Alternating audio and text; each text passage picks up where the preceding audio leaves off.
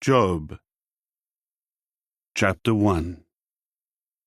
There was a man in the land of Uz, whose name was Job.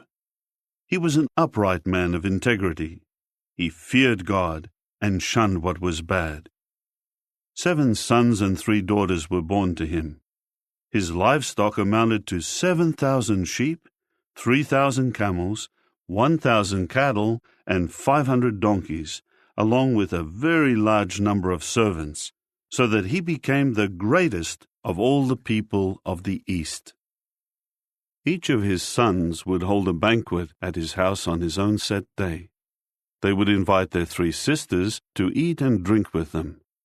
After a series of banquet days was complete, Job would send for them in order to sanctify them.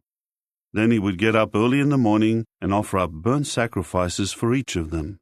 For Job said, "Maybe my sons have sinned and have cursed God in their heart."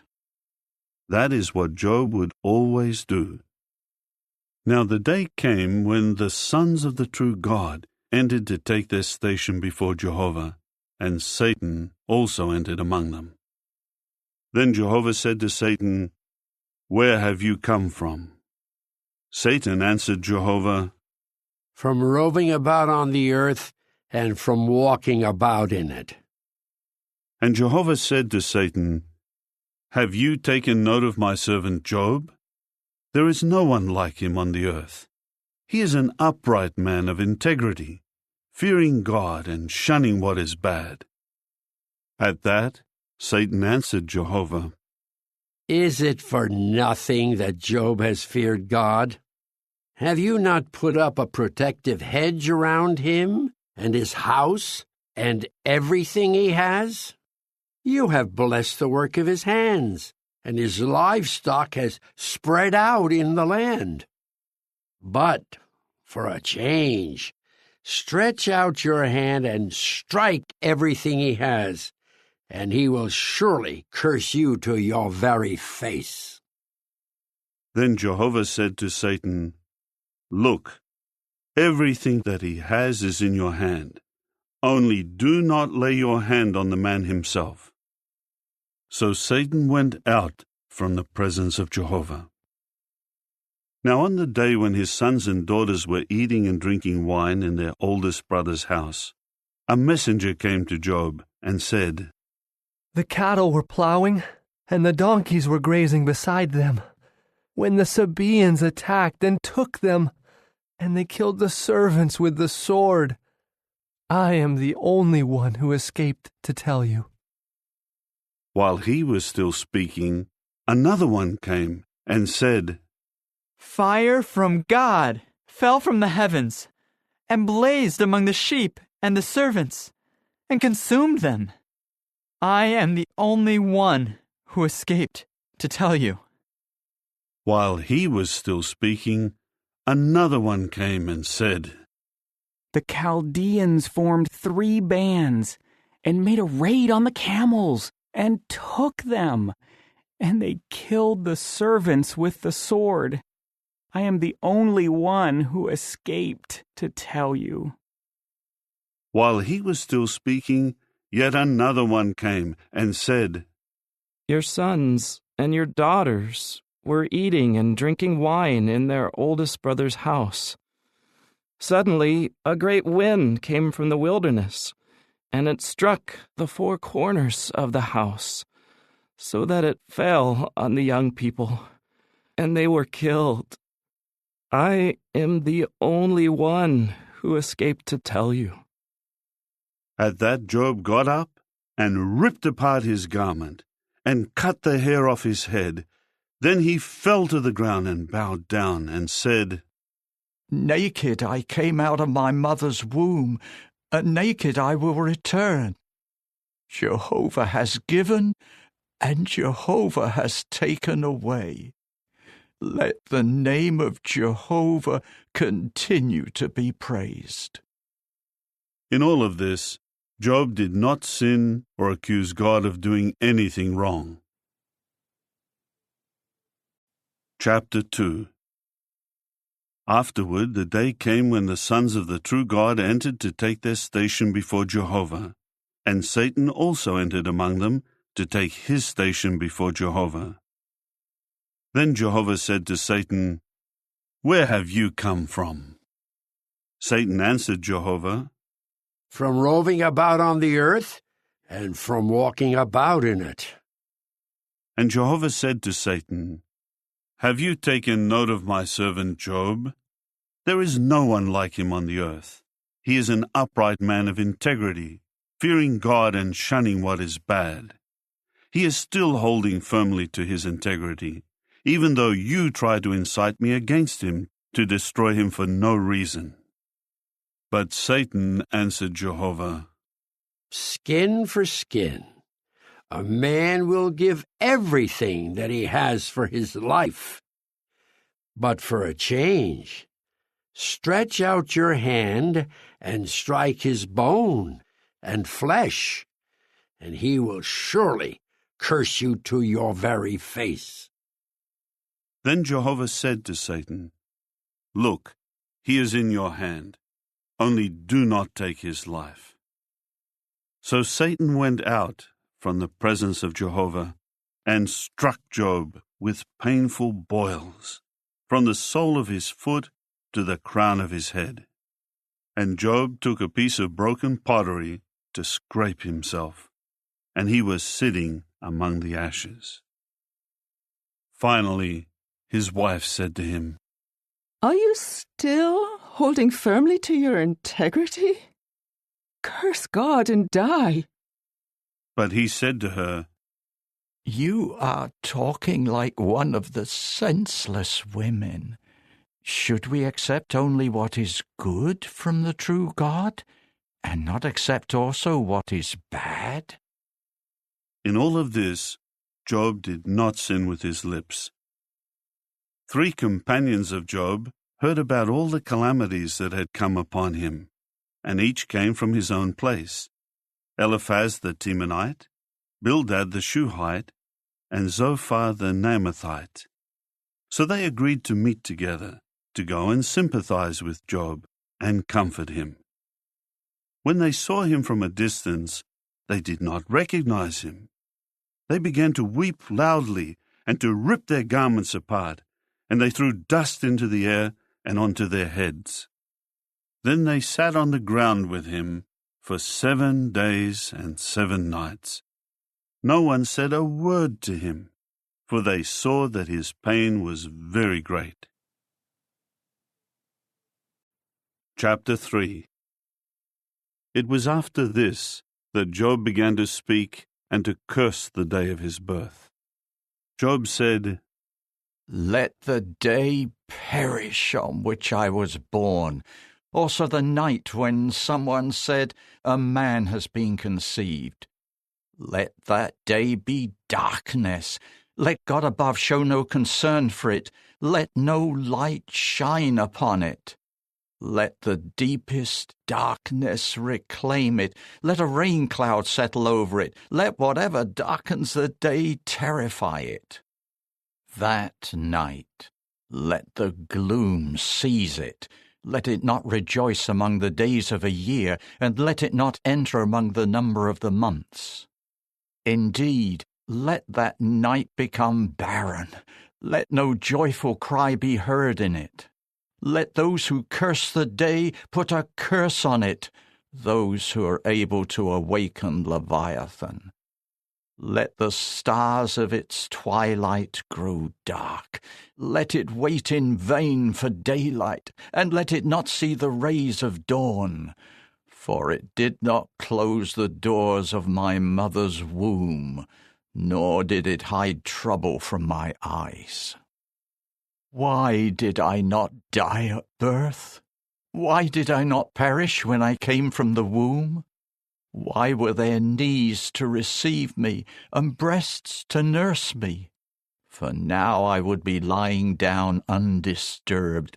I would be sleeping and at rest with kings of the earth and their advisers, who built for themselves places that are now in ruins, or with princes who possessed gold, whose houses were filled with silver. Or why was I not like a hidden miscarriage, like children who have never seen the light. There even the wicked have ceased from agitation. There the weary are at rest. There the prisoners are at ease together. They do not hear the voice of the one forcing them to work. Small and great are the same there, and the slave is set free from his master. Why does he give light to one who is suffering and life to those in bitter distress? Why do they long for death, but it does not come?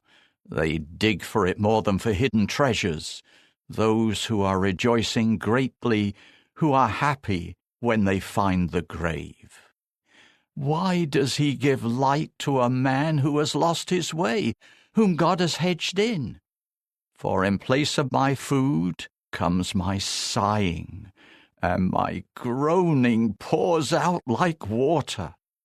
For what I have dreaded has come upon me, and what I have feared has befallen me. I have had no peace, no quiet, no rest, but trouble keeps coming. Chapter 4. Eliphaz the Temanite then said in reply, If someone tries to speak to you, will you become impatient? For who can hold back from speaking? True, you have corrected many, and you used to strengthen the weak hands. Your words would raise up anyone stumbling, and you would strengthen those whose knees were buckling. But now it has happened to you, and you are overwhelmed. It touches you, and you are dismayed. Does your reverence for God not give you confidence? Does your way of integrity not give you hope? Remember, please, what innocent person has ever perished? When have the upright ever been destroyed? What I have seen is that those who plow what is harmful, and those who sow trouble, will reap the same. By the breath of God they perish, and through a blast of his anger they come to an end. The lion roars, and a young lion growls, but even the teeth of strong lions are broken.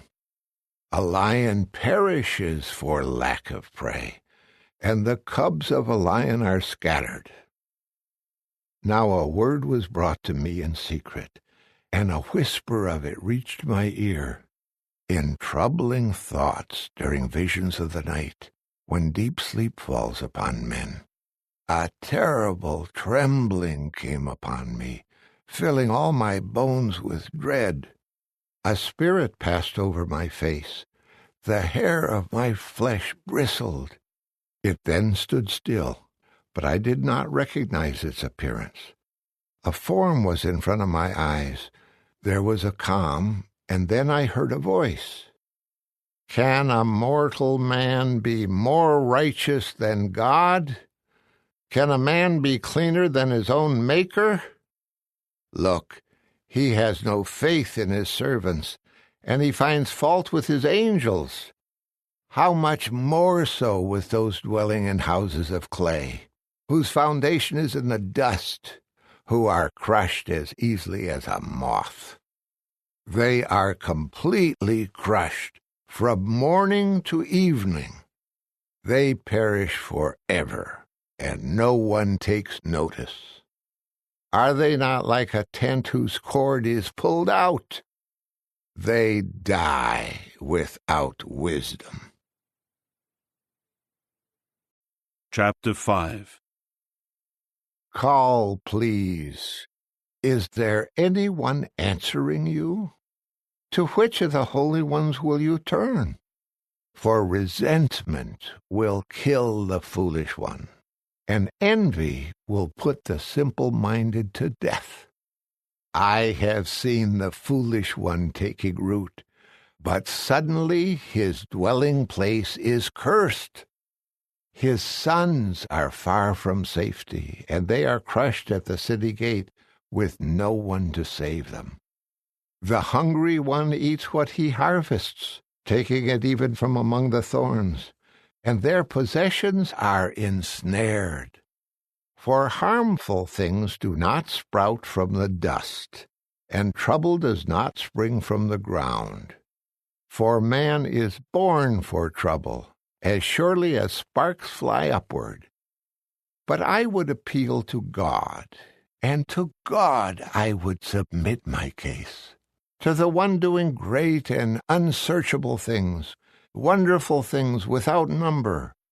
He gives rain to the earth and sends waters upon the fields. He raises the lowly up high, and he raises up the dejected one to salvation.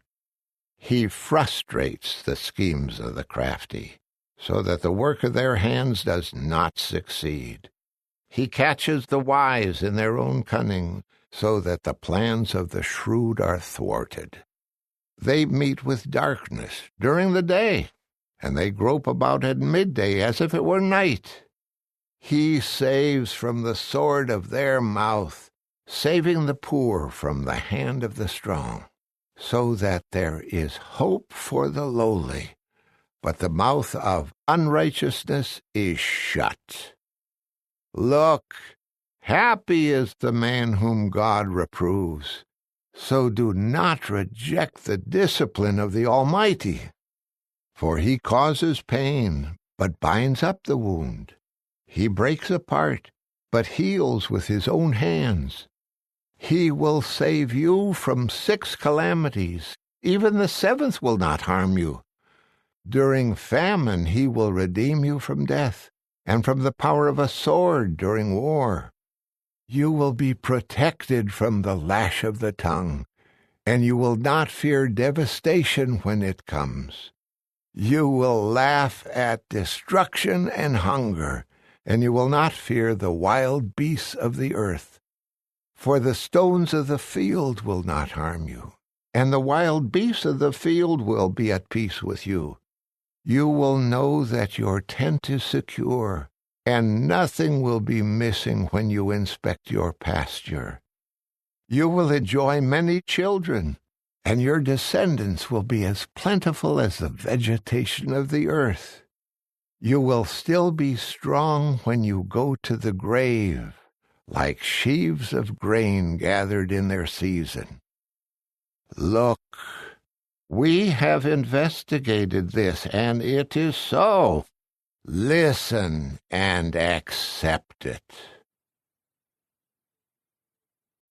Chapter 6.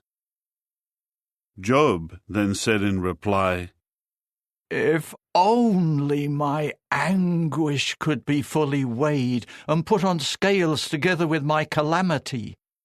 For now it is heavier than the sands of the seas. That is why my words have been wild talk.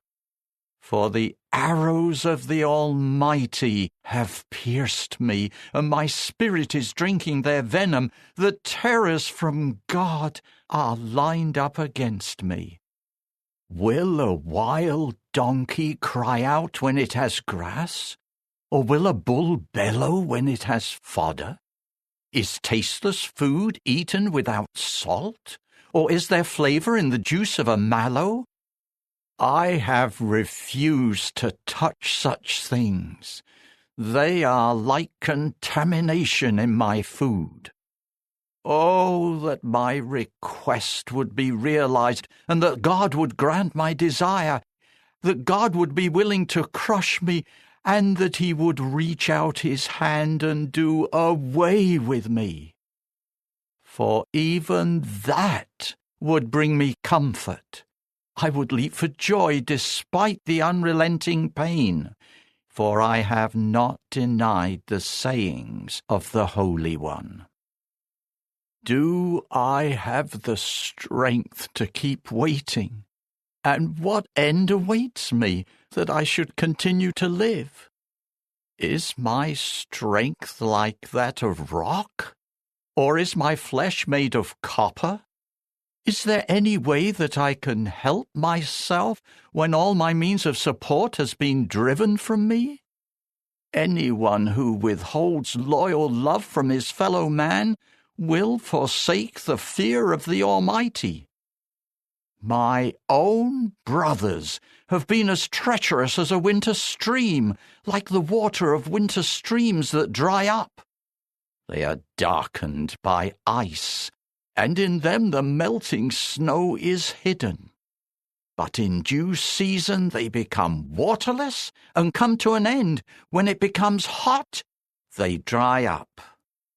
Their course is diverted. They flow into the desert and vanish. The caravans of Tema look for them. The travellers from Sheba wait for them. They are ashamed because of their misplaced trust. They come there only to be disappointed. For this is how you have become to me. You have seen the terror of my calamity, and you are afraid. Have I said, "Give me something," or requested that you make a gift for me from your wealth? Have I asked to be rescued from the hand of an enemy, or to be saved from oppressors? Instruct me, and I will be silent. Help me to understand my mistake. Honest words are not painful, but what benefit can be found in your reproof? Are you scheming to reprove my words, a desperate man's sayings, which the wind blows away? You would also cast lots over an orphan and sell your own friend. So now turn and look at me, for I would not lie to your very faces. Reconsider, please. Do not misjudge me. Yes, reconsider, for my righteousness is yet intact. Is my tongue speaking unjustly? Does my palate not discern that something is wrong?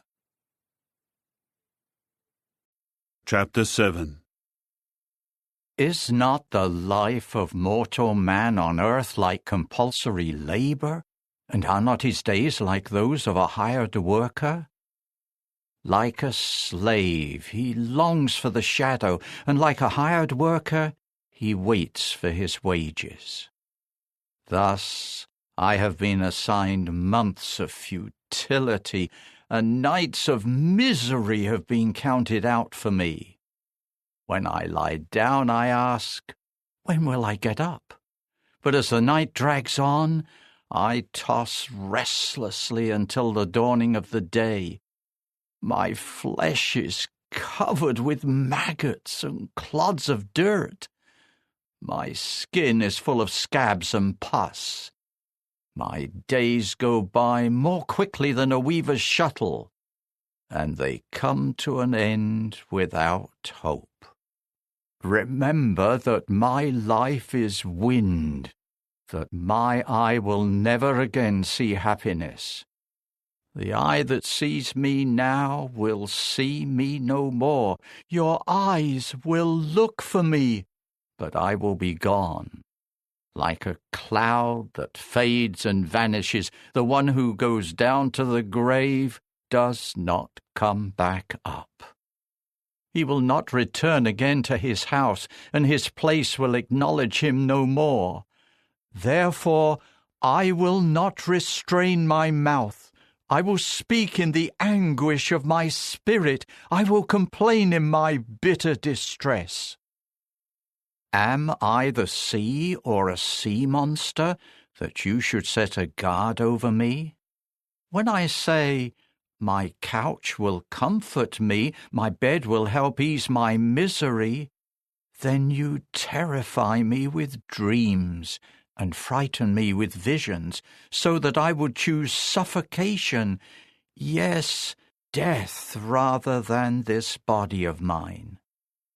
I loathe my life.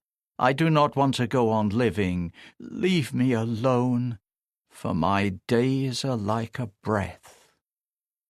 What is mortal man, that you should concern yourself with him and fix your attention on him?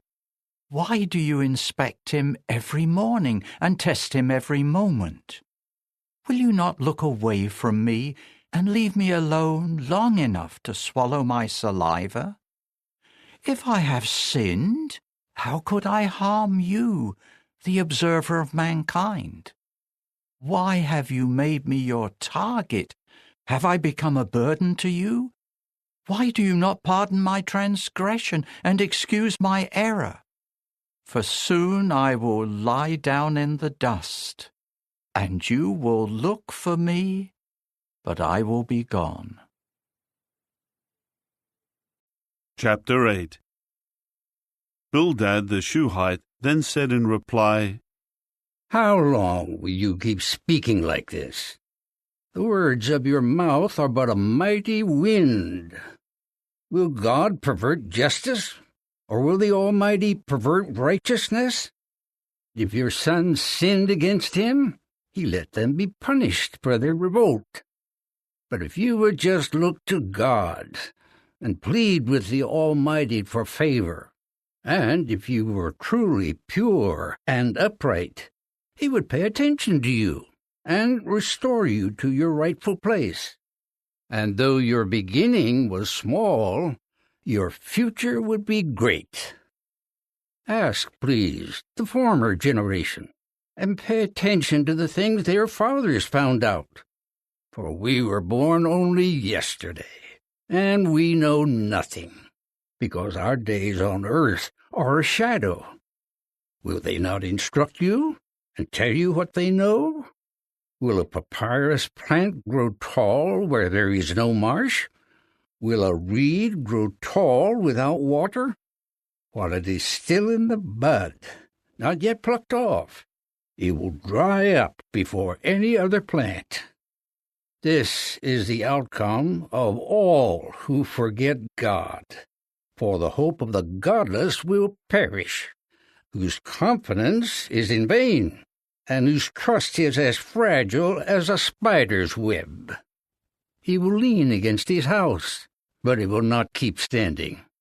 He will try to hold on to it, but it will not last. He is a moist plant in the sunlight, and his shoots spread out in the garden. In a heap of stones his roots become entwined. He looks for a house among the stones. But when he is uprooted from his place, that place will deny him and say, I have never seen you. Yes, that is how he will disappear. Then others will spring up from the dust. Surely God will not reject those who keep integrity, nor will he support evil men. For he will yet fill your mouth with laughter, and your lips with shouts of joy. Those hating you will be clothed with shame, and the tent of wicked ones will be no more. Chapter 9. Job said in reply, For a fact I know that this is so. But how can mortal man be in the right in a case with God? If someone wishes to argue with him, that one could not answer one of his questions in 1,000. He is wise in heart and mighty in power. Who can resist him and come off uninjured? He moves mountains without anyone knowing it. He overturns them in his anger. He shakes the earth out of its place so that its pillars tremble. He commands the sun not to shine and seals off the light of the stars. He spreads out the heavens by himself, and he treads upon the high waves of the sea. He made the Ash, the Kisel, and the Chima constellations, and the constellations of the southern sky. He does great and unsearchable things, wonderful things that cannot be counted. He passes by me, and I cannot see him. He moves past me, but I do not discern him. When he snatches something, who can resist him? Who can say to him, What are you doing? God will not restrain his anger. Even the helpers of Rahab will bow down to him. How much more, when I answer him, must I choose my words carefully to argue with him? Even if I were in the right, I would not answer him. I could only plead for mercy from my judge. If I call out to him, will he answer me? I do not believe that he will listen to my voice, for he crushes me with a storm and multiplies my wounds for no reason. He does not let me catch my breath. He keeps filling me with bitter things. If it is a matter of power, he is the strong one. If it is a matter of justice, he says, who can call me to account? If I were in the right, my own mouth would condemn me. Even if I keep my integrity, he will declare me guilty. Even if I keep my integrity, I am not confident about myself. I reject this life of mine. It is all the same. That is why I say he destroys the innocent and the wicked alike. If a flash flood should cause sudden death, he would mock at the despair of the innocent. The earth has been handed over to the wicked. He covers the eyes of its judges. If it is not he, then who is it? Now my days are swifter than a runner. They run away without seeing good. They glide by like reed boats, like eagles that swoop down on their prey. If I say, I will forget my complaint, I will change my expression and be cheerful, I would still be afraid because of all my pains, and I know you would not find me innocent. I would be found guilty. So why should I struggle in vain? If I wash myself in water from melting snow, and I cleanse my hands in lye, then you would dip me in a pit, so that even my own garments would detest me. For he is not a man like me that I may answer him, that we should go to court together.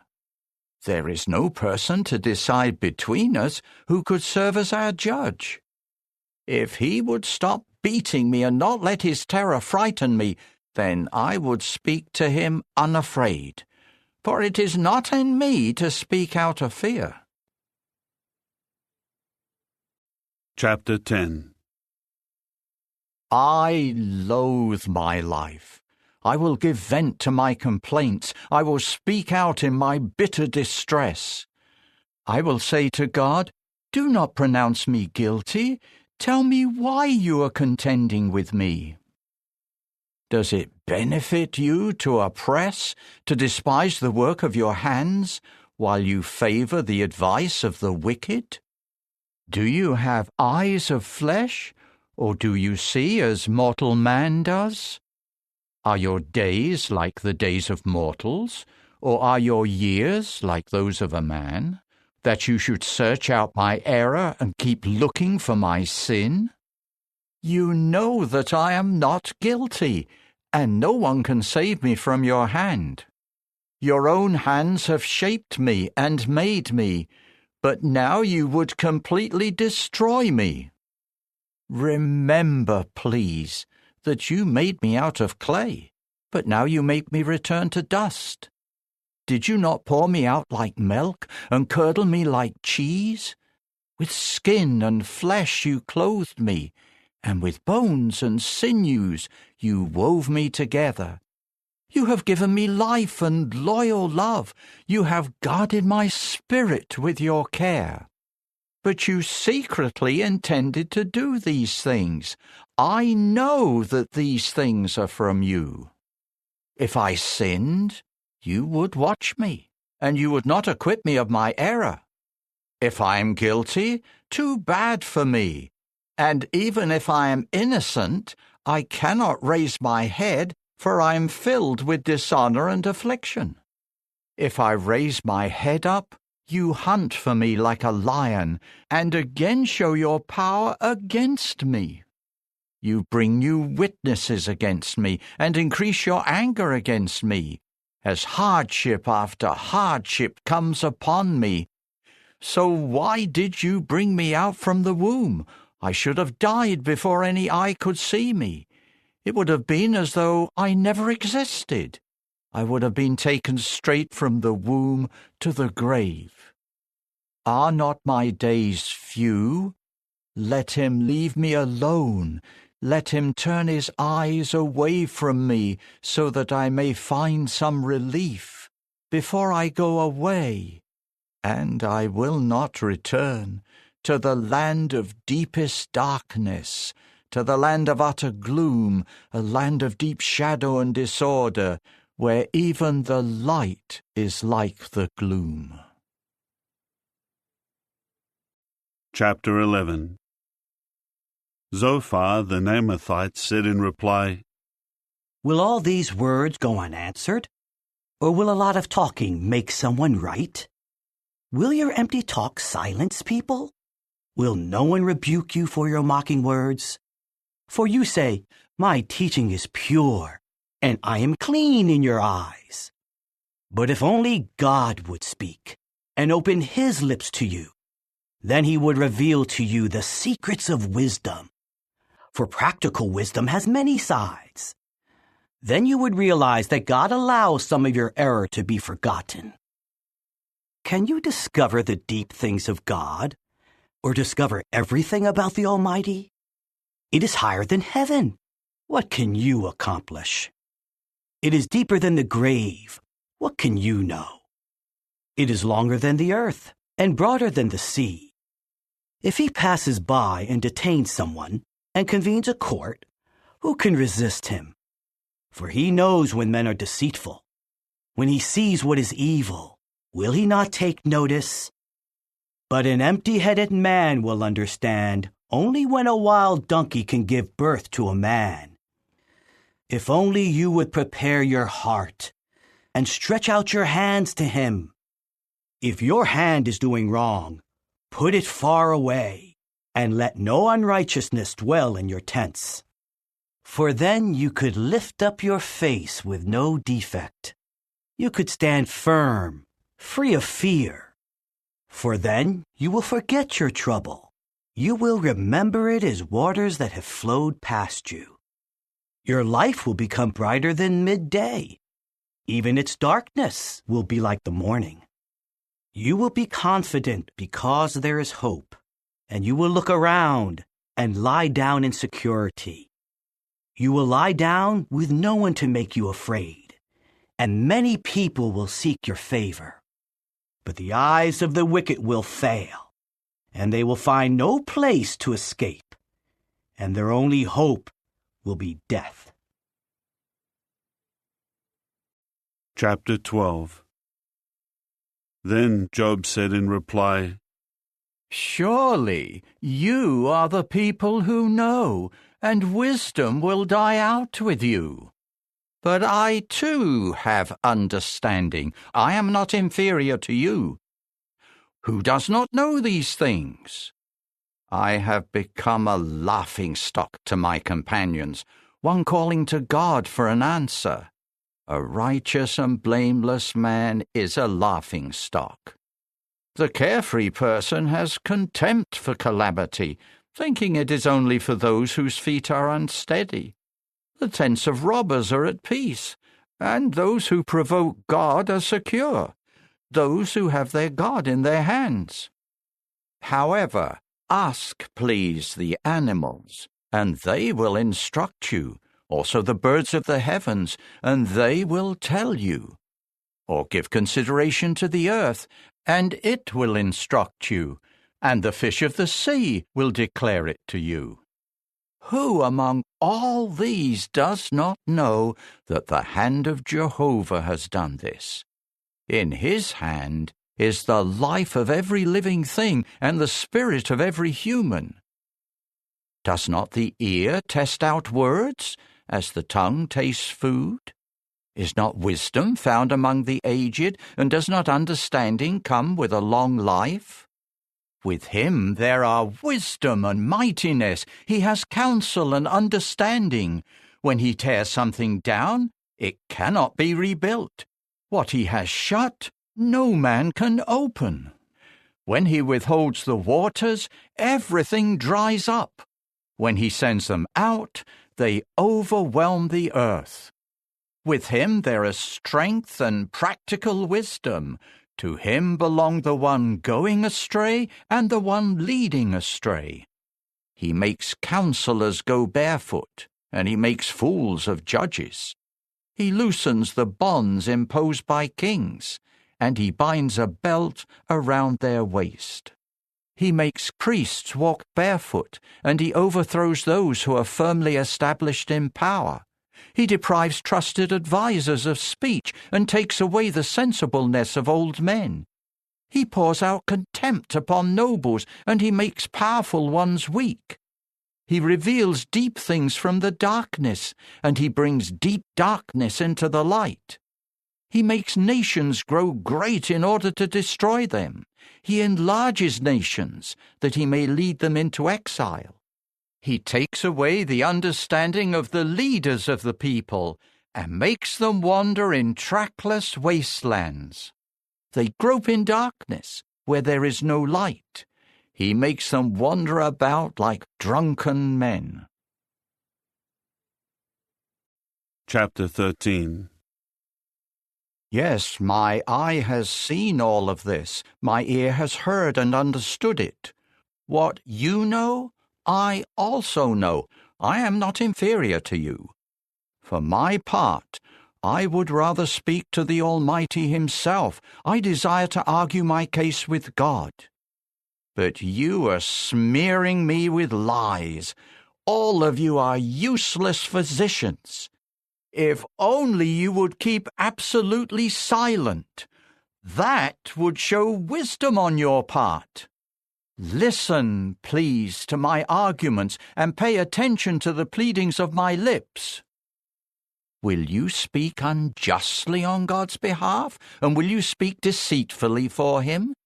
Will you take his side? Will you try to plead the case of the true God? Would it turn out well if he examined you? Will you fool him as you would a mortal man? He will surely rebuke you if you secretly try to show favoritism. Will not his very dignity terrify you, and the dread of him fall upon you? Your wise sayings are proverbs of ashes. Your defenses are as fragile as defenses of clay. Keep silent before me, so that I may speak. Then let whatever may come upon me come. Why do I put myself in danger and take my life in my hands? Though he may slay me, I would still wait. I would argue my case before his face. He would then become my salvation, for no godless person may come in before him. Listen closely to my word. Pay attention to my declaration. See now, I have prepared my legal case. I know I am in the right. Who will contend with me? I would die if I were to stay silent. Only grant two things to me, O God, so that I will not conceal myself from before you. Remove your heavy hand far away from me, and do not let the fear of you terrify me. Either call, and I will answer, or let me speak, and you answer me. What are my errors and sins? Reveal to me my transgression and my sin. Why do you hide your face and consider me your enemy? Will you try to frighten a wind-blown leaf or chase after dry stubble? For you keep recording bitter accusations against me, and you make me answer for the sins of my youth. You have put my feet in stocks. You scrutinize all my paths, and you trace out each of my footprints. So man decays like something rotten, like a garment eaten by moths. Chapter 14. Man, born of woman, is short-lived and filled with trouble. He comes up like a blossom and then withers away. He flees like a shadow and disappears. Yes, you have fixed your eye upon him, and you bring him into judgment with yourself. Who can produce someone clean from someone unclean? No one can. If his days are decided, the number of his months is with you. You have set a limit for him that he may not go beyond. Turn your gaze away from him so that he may rest, until, like a hired worker, he finishes out his day. For there is hope even for a tree. If it is cut down, it will sprout again, and its twigs will continue to grow. If its root grows old in the ground, and its stump dies in the soil, at the scent of water it will sprout, and it will produce branches like a new plant. But a man dies and lies powerless. When a human expires, where is he? Waters disappear from the sea, and a river drains away and dries up. Man also lies down and does not get up. Until heaven is no more, they will not wake up, nor will they be aroused from their sleep. Oh, that in the grave you would conceal me, that you would hide me until your anger passes by, that you would set a time limit for me and remember me. If a man dies, can he live again? I will wait all the days of my compulsory service until my relief comes. You will call, and I will answer you. You will long for the work of your hands. But for now, you keep counting my every step. You watch only for my sin. My transgression is sealed up in a bag, and you seal up my error with glue. As a mountain falls and crumbles away, and a rock is dislodged from its place, as water wears away stones, and its torrents wash away earth's soil, so you have destroyed the hope of mortal man. You keep overpowering him until he perishes. You change his appearance, and you send him away. His sons are honored, but he does not know it. They become insignificant, but he does not realize it. He feels pain only while he is still in his flesh. He mourns only while he is still alive. Chapter 15. Eliphaz the Temanite said in reply, Will a wise person answer with empty arguments? Or will he fill his belly with the east wind? Reproving with mere words is useless, and talk alone is of no benefit. For you undermine the fear of God, and you diminish any concern for God. For your error dictates what you say, and you choose crafty speech. Your own mouth condemns you, and not I. Your own lips testify against you. Were you the first man ever born, or was your birth before that of the hills? Do you listen to the confidential talk of God, or do you limit wisdom to yourself? What do you know that we do not know? What do you understand that we do not? Both the gray-haired and the aged are among us, men much older than your father. Are God's consolations not enough for you, or words spoken gently to you? Why does your heart carry you away, and why do your eyes flash with anger? For you turn your spirit against God himself, and you allow such words to go out of your own mouth. What is mortal man that he should be pure, or anyone born of a woman that he should be righteous? Look, he has no faith in his holy ones, and even the heavens are not pure in his eyes. How much less so when a person is detestable and corrupt, a man who drinks in unrighteousness just like water. I will inform you. Listen to me. I will relate what I have seen, what wise men have related from their fathers, things they have not hidden. To them alone the land was given, and no stranger passed among them. A wicked person suffers torment all his days, throughout all the years reserved for the tyrant. Terrifying sounds are in his ears. In a time of peace, marauders attack him. He does not believe that he will escape from darkness. He is reserved for a sword. He wanders about in search of food. Where is it? He well knows that the day of darkness is at hand.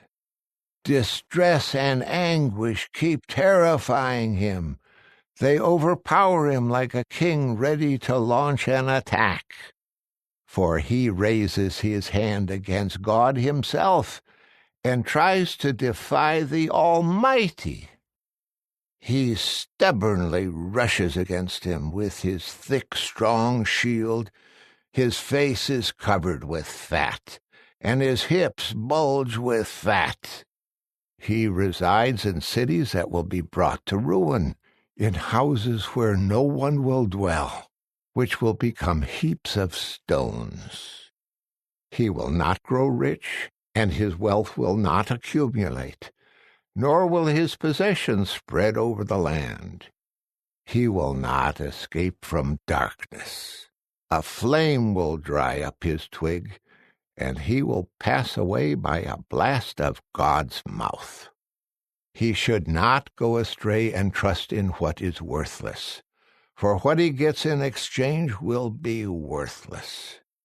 It will happen before his day, and his branches will never flourish. He will be like a vine that shakes off its unripe grapes, and like an olive tree that casts off its blossoms. For the assembly of godless ones is sterile, and fire will consume the tents of bribery. They conceive trouble and give birth to what is wicked, and their womb produces deceit. Chapter 16. Job said in reply, I have heard many things like these before. All of you are troublesome comforters. Is there an end to empty words? What provokes you to answer this way? I could also speak as you do. If you were in my place, I could make persuasive speeches against you and shake my head at you. Instead, though, I would strengthen you with the words of my mouth, and the consolation of my lips would bring relief. If I speak, my own pain is not relieved, and if I stop speaking, how much is my pain reduced? But now he has made me weary. He has devastated my whole household. You also seize me, and it has become a witness, so that my own skinniness rises up and testifies to my face. His anger has torn me to pieces, and he harbors animosity against me. He grinds his teeth against me. My adversary pierces me with his eyes. They have opened their mouth wide against me, and they have scornfully struck my cheeks. In large numbers they gather against me. God hands me over to young boys, and he thrusts me into the hands of the wicked. I was untroubled, but he shattered me. He grabbed me by the back of the neck and crushed me. Then he set me up as his target. His archers surround me. He pierces my kidneys and feels no compassion. He pours out my gall on the earth. He breaks through against me with breach after breach. He rushes at me like a warrior. I have sewn sackcloth together to cover my skin, and I have buried my dignity in the dust. My face is red from weeping, and on my eyelids is deep shadow, although my hands have done no violence and my prayer is pure. O earth, do not cover my blood, and let there be no resting place for my outcry. Even now, my witness is in the heavens. The one who can testify for me is in the heights. My companions ridicule me as my eye sheds tears to God. Let someone arbitrate between a man and God, as one would between a man and his fellow. For the years to come are few, and I will go away on the path of no return. Chapter 17. My spirit has been broken, my days have been extinguished. The graveyard awaits me. Mockers surround me, and my eye must gaze at their rebellious behavior. Please accept my security and keep it with you. Who else will shake hands with me and pledge in my behalf? For you have concealed discernment from their heart. That is why you do not exalt them. He may offer to share with his friends, while the eyes of his children fail. He has made me an object of scorn among the peoples, so that I became one in whose face they spit. From anguish my eyes grow dim, and all my limbs are but a shadow. Upright people stare in amazement at this, and the innocent one is disturbed over the godless. The righteous one keeps holding fast to his way, and the one with clean hands grows stronger. However, you may all come and resume your arguing, for I have not found anyone wise among you. My days are finished. My plans, the desires of my heart, have been shattered. They keep turning night into day, saying, "Light must be near because it is dark." If I wait, the grave will become my home. I will spread out my bed in darkness. I will call out to the pit, "You are my father," to the maggot, "My mother and my sister." Where, then, is my hope? Who can see hope for me? It will go down to the barred gates of the grave when we all descend together into the dust. Chapter 18. Bildad the Shuhite said in reply, How long before you stop making such speeches?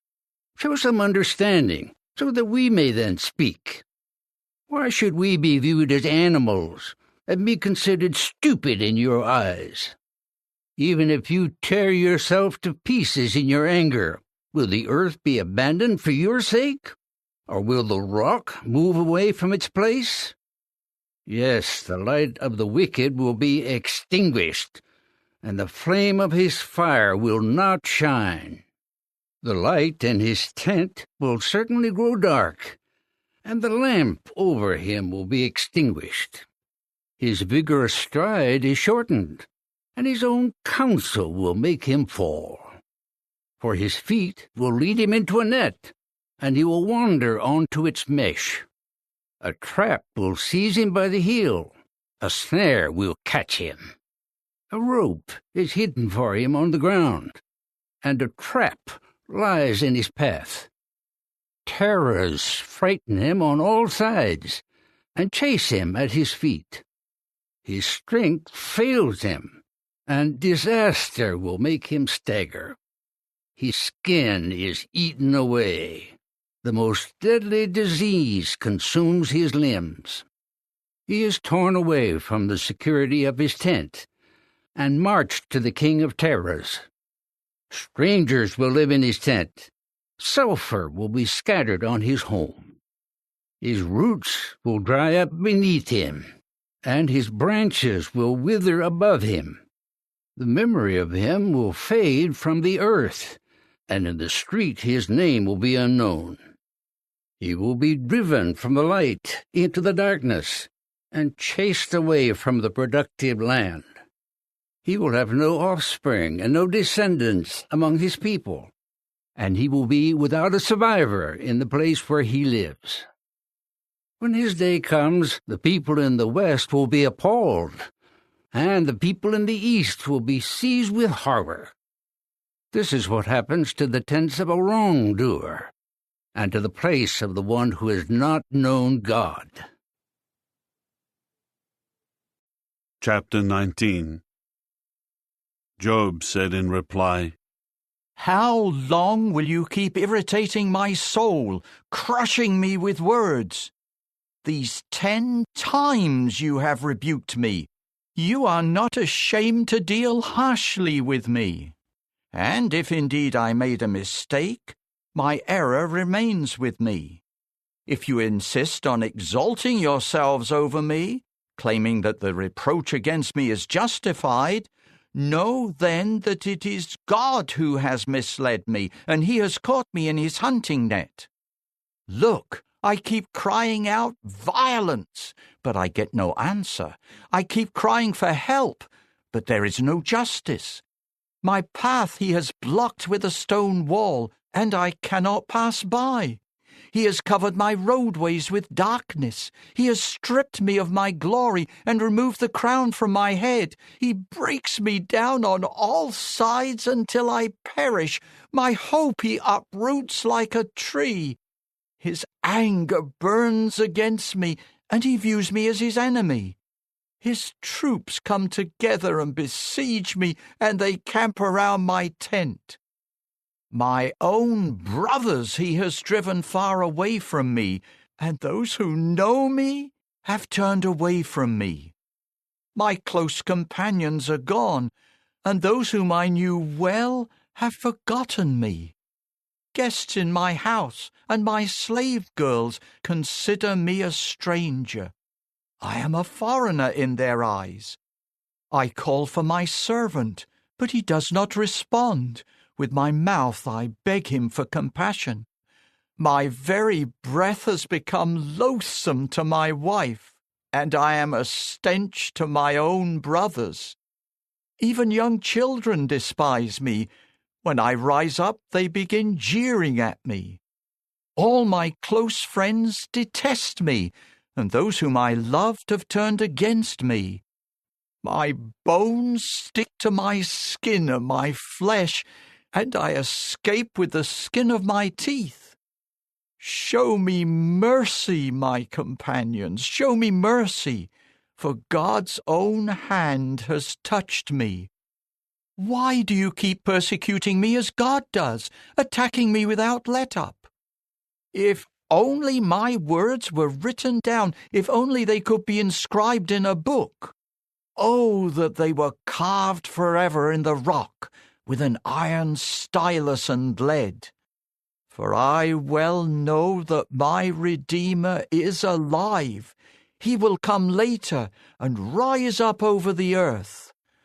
After my skin has thus been destroyed, while yet in my flesh, I will see God, whom I will see for myself, whom my own eyes will see, not someone else's. Deep inside I feel overwhelmed. For you say, in what way are we persecuting him, since the root of the problem is with me? Be in fear of the sword yourselves, for the sword brings punishment against errors. You should know that there is a judge. Chapter 20. Zophar the Naamathite said in reply, This is why my own troubling thoughts urge me to answer, because of the agitation I feel. I have heard a reproof that insults me, and my understanding impels me to reply. Surely you must have always known this, for it has been so since man was put on the earth, that the joyful cry of the wicked is brief, and the rejoicing of the godless one is for a moment. Although his greatness ascends to heaven, and his head reaches to the clouds, he will perish forever like his own dung. Those who used to see him will say, Where is he? He will fly off like a dream. and they will not find him. He will be chased away like a vision of the night. The eye that once saw him will not do so again, and his place will behold him no more. His own children will seek the favor of the poor, and his own hands will give back his wealth. His bones were full of youthful vigor, but it will lie down with him in mere dust. If what is bad tastes sweet in his mouth, if he hides it under his tongue, if he savors it and does not let it go, but keeps holding it in his mouth, his food will turn sour inside him. It will become like the poison of cobras within him. He has swallowed down wealth, but he will vomit it up. God will empty it out of his belly. The venom of cobras he will suck. The fangs of a viper will kill him. He will never see the streams of water, the torrents of honey and butter. He will give back his goods without consuming them. He will not enjoy the wealth from his trade.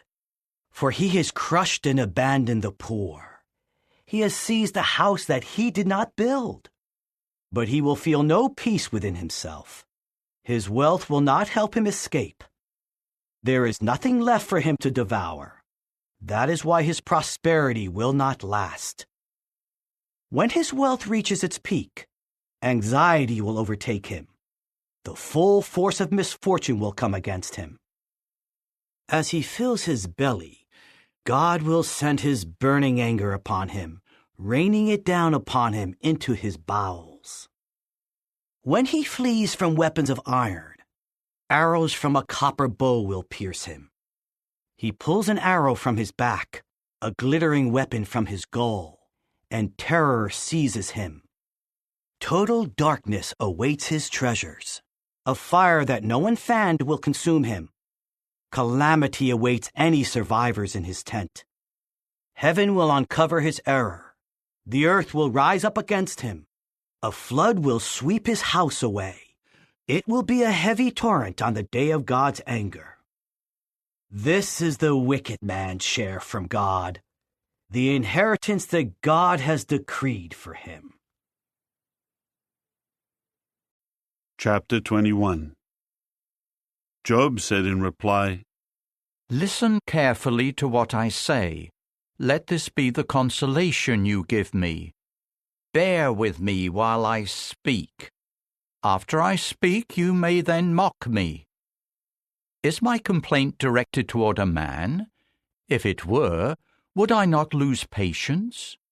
Look at me and stare in amazement. Put your hand over your mouth. When I think about it, I am disturbed, and my whole body shudders. Why do the wicked live on, grow old, and become wealthy? Their children are always in their presence, and they get to see their descendants. Their houses are secure, they are free from fear, and God does not punish them with his rod. Their bulls breed without failure, their cows give birth and do not miscarry, their boys run outside just like a flock, and their children skip about. They sing accompanied by tambourine and harp, and rejoice at the sound of the flute. They spend their days in contentment, and go down peacefully to the grave. But they say to the true God, Leave us alone, we have no desire to know your ways. Who is the Almighty that we should serve him? What would we gain by being acquainted with him? But I know that they do not control their own prosperity. The thinking of the wicked is far from me. How often is the lamp of the wicked extinguished? How often does disaster come upon them? How often does God deal out destruction to them in his anger? Do they ever become like straw before the wind, and like chaff that a storm wind carries away? God will store up a man's punishment for his own sons, but may God repay him so that he will know it.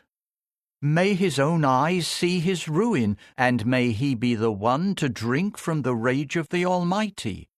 For what does he care about what happens to his house after him if the number of his months is cut short? Can anyone teach knowledge to God when he is the one who judges even the highest ones? One man dies in his full vigor when he is completely carefree and at ease, when his thighs are padded with fat and his bones are strong. But another man dies deeply distressed, never having tasted good things.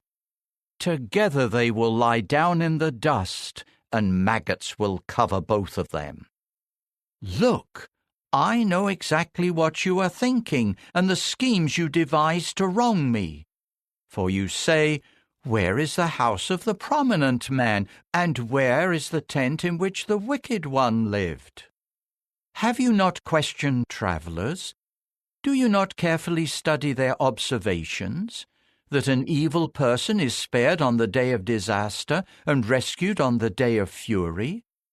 Who will confront him about his way, and who will repay him for what he has done?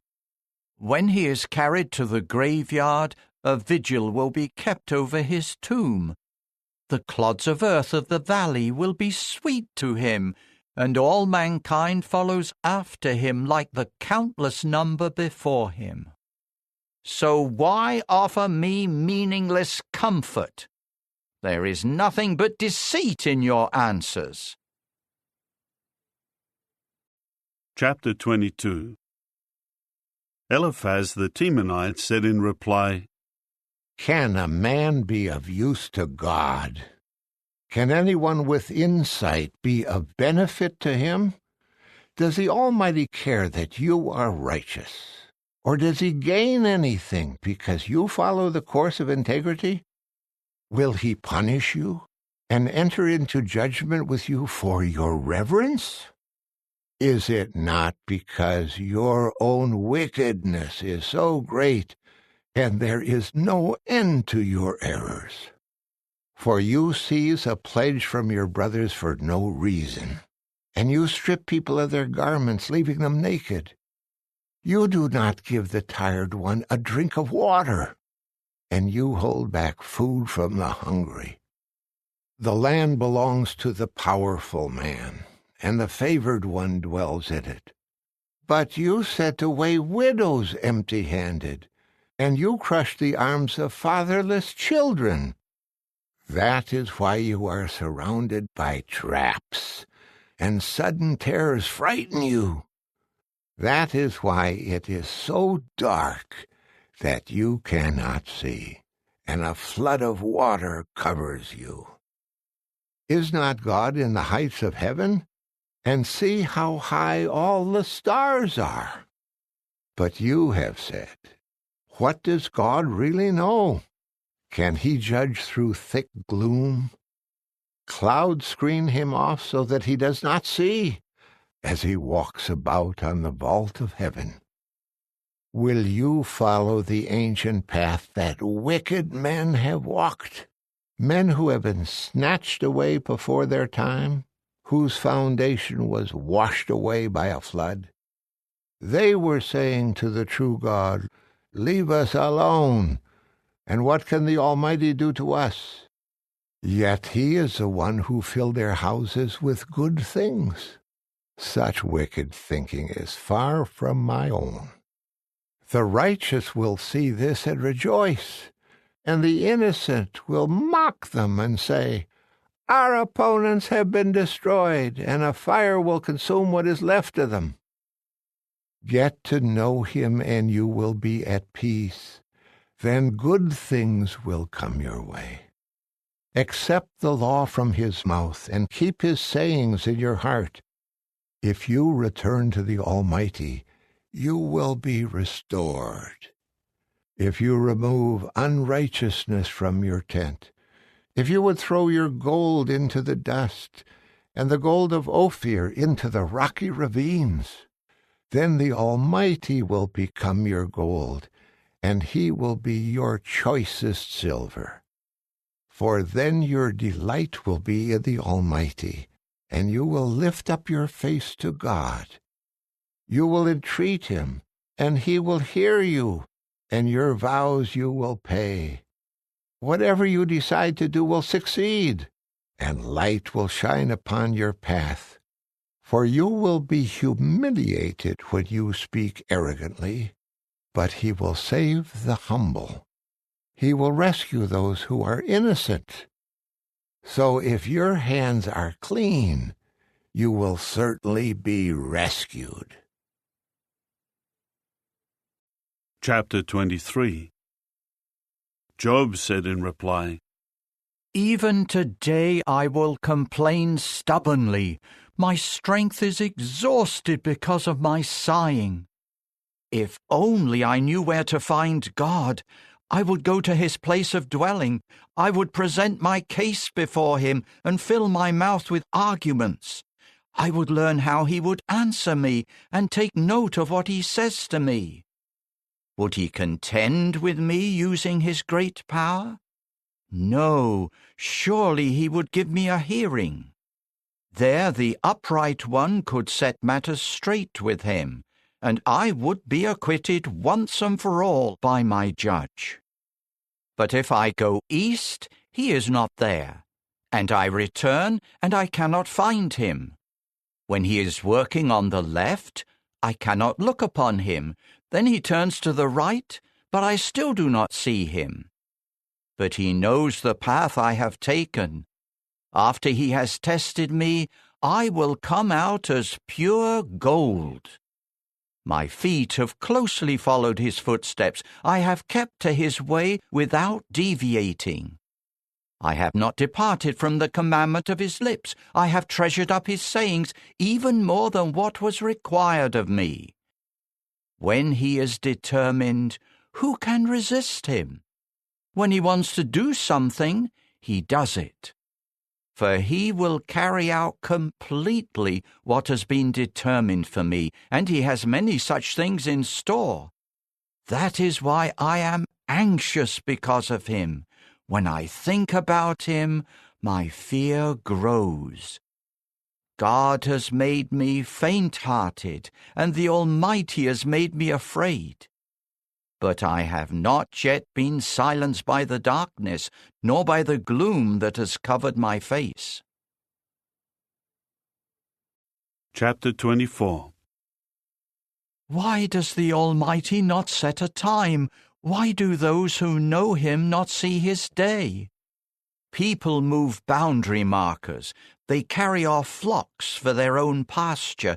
They drive away the donkey of fatherless children and seize the widow's bull as security for a loan. They force the poor off the road. The helpless of the earth must hide from them. The poor forage for food like wild donkeys in the wilderness. They seek food in the desert for their children. They must harvest in another's field and glean from the vineyard of the wicked. They spend the night naked, without clothing. They have no covering for the cold. They are drenched by the mountain rains. They cling to the rocks for lack of shelter. The fatherless child is snatched away from the breast, and the garments of the poor are taken as security for a loan, forcing them to go about naked, without clothing, and hungry as they carry the sheaves of grain. They toil among the terrace walls in the heat of the day. They tread the wine presses, yet they go thirsty. The dying keep groaning in the city. The fatally wounded cry for help, but God does not regard this as improper. There are those who rebel against light. They do not recognize its ways, and they do not follow its paths. The murderer rises at daybreak. He slays the helpless and the poor, while at night he engages in theft. The eye of the adulterer waits for the twilight, saying, "No one will see me," and he covers his face. In the darkness they break into houses. By day they shut themselves in. They are strangers to the light. For morning is the same as deep darkness for them. They are familiar with the terrors of deep darkness.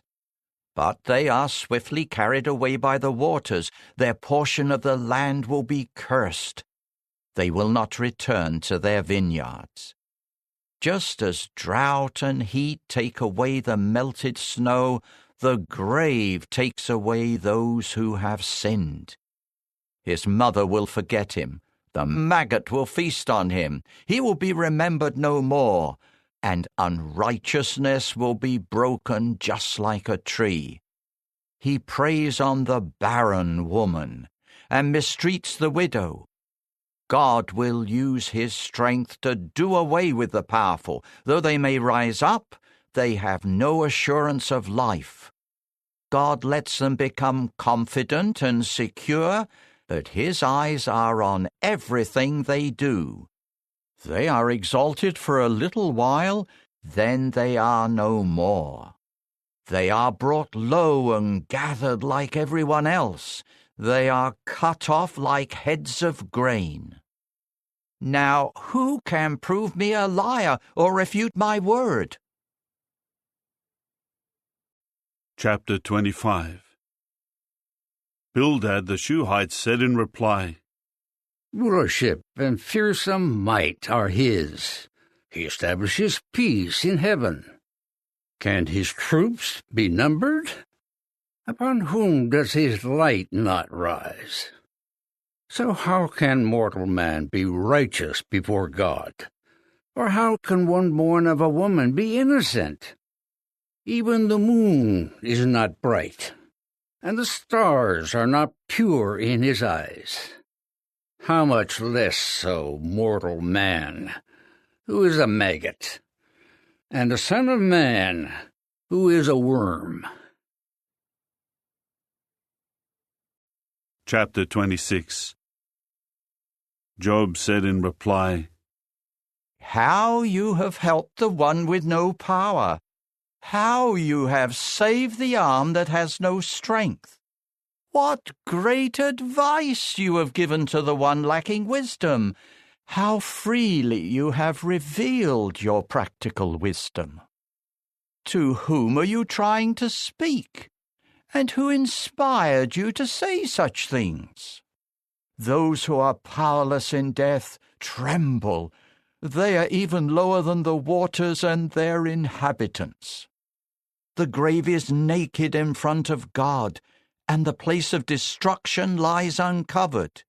He stretches out the northern sky over empty space, suspending the earth upon nothing. He wraps up the waters in his clouds so that the clouds do not burst under their weight. He shuts off the view of his throne, spreading out his cloud over it. He marks out the horizon on the surface of the waters. He makes a boundary between light and darkness. The very pillars of heaven shake. They are stunned by his rebuke. He stirs up the sea with his power, and by his understanding he breaks the sea monster to pieces. With his breath he makes the skies clear. His hand pierces the elusive serpent. Look, these are just the fringes of his ways. Only a faint whisper has been heard of him. So who can understand his mighty thunder? Chapter 27. Job continued his discourse, saying, As surely as God lives, who has deprived me of justice, as the Almighty lives, who has made me bitter, as long as my breath is within me and spirit from God is in my nostrils, my lips will not speak unrighteousness, nor will my tongue mutter deceit. It is unthinkable for me to declare you men righteous. Until I die, I will not renounce my integrity. I will maintain my righteousness and never let it go. My heart will not condemn me as long as I live. May my enemy become like the wicked, those assaulting me like the unrighteous. For what hope does the godless man have when he is destroyed, when God takes away his life? Will God hear his outcry when distress comes upon him? Or will he find delight in the Almighty? Will he call on God at all times? I will teach you about the power of God. I will not hide anything about the Almighty. Look, if you have all seen visions, why are your speeches completely empty? This is the wicked man's share from God, the inheritance that tyrants receive from the Almighty. If his sons become many, they will fall by the sword, and his descendants will not have enough food. Those who survive him will be buried by the plague, and their widows will not weep for them. Even if he piles up silver like the dust and stores up fine clothing like the clay, though he may gather it, the righteous man will wear it, and the innocent will divide up his silver. The house he builds is as fragile as a moth's cocoon, like a shelter made by a watchman. He will go to bed rich, but will gather nothing. When he opens his eyes, nothing will be there. Terror overtakes him like a flood. A storm snatches him away by night. An east wind will carry him off, and he will be gone. It sweeps him away from his place. It will hurl itself at him without pity as he desperately tries to flee from its force. It claps its hands at him and whistles at him from its place. Chapter 28. There is a place to mine silver, and a place for gold that they refine. Iron is taken from the ground, and copper is smelted from rocks. Man conquers the darkness. He probes to the limit in the gloom and darkness, searching for ore.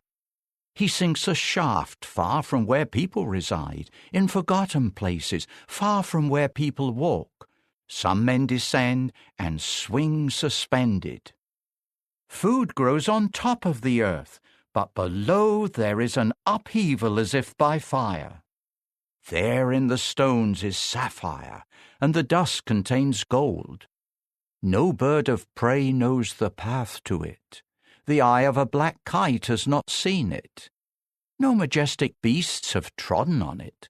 The young lion has not prowled there. Man strikes the flinty rock with his hand. He overturns the mountains at their foundation. He cuts water channels in the rock. His eyes spot every precious thing. He dams up the sources of rivers and brings what was hidden to the light. But wisdom, where can it be found, and where is the source of understanding? No man recognizes its value, and it cannot be found in the land of the living. The deep waters say, "It is not in me," and the sea says, "It is not with me." It cannot be bought with pure gold, nor can silver be weighed out in exchange for it. It cannot be bought with gold of Ophir, nor with rare onyx and sapphire. Gold and glass cannot be compared to it, nor can a vessel of fine gold be exchanged for it. Coral and crystal are not worthy of mention, for a bagful of wisdom is worth more than one full of pearls. The topaz of Cush cannot be compared to it. It cannot be purchased even with pure gold. But from where does wisdom come, and where is the source of understanding? It has been hidden from the eyes of every living thing, and concealed from the birds of the heavens. Destruction and death say, "Our ears have heard only a report of it." God understands the way to find it. He alone knows where it resides. For he looks to the ends of the earth, and he sees everything under the heavens. when he set the force of the wind and measured out the waters, when he made a regulation for the rain and a path for the thunderous storm cloud. Then he saw wisdom and explained it. He established and tested it. And he said to man, Look, the fear of Jehovah, that is wisdom, and to turn away from bad is understanding. Chapter 29. Job continued his discourse, saying, If only I were in the months gone by, in the days when God was watching over me, when he caused his lamp to shine upon my head, when I walked through darkness by his light, when I was in my prime, when God's friendship was felt in my tent, when the Almighty was still with me, when my children were all around me, when my steps were awash in butter and the rocks poured out streams of oil for me, when I used to go out to the city gate and take my seat in the public square, the young men would see me and step aside, and even the old men would rise and remain standing. Princes refrained from speaking. They would put their hand over their mouth. The voices of the prominent men were silenced. Their tongue was stuck to the roof of their mouth. Whoever heard me would speak well of me, and those who saw me would testify for me. For I would rescue the poor who cried for help, along with the fatherless child and anyone who had no helper. The one about to perish would bless me, and I made the heart of the widow rejoice. I put on righteousness as my clothing. My justice was like a robe and a turban.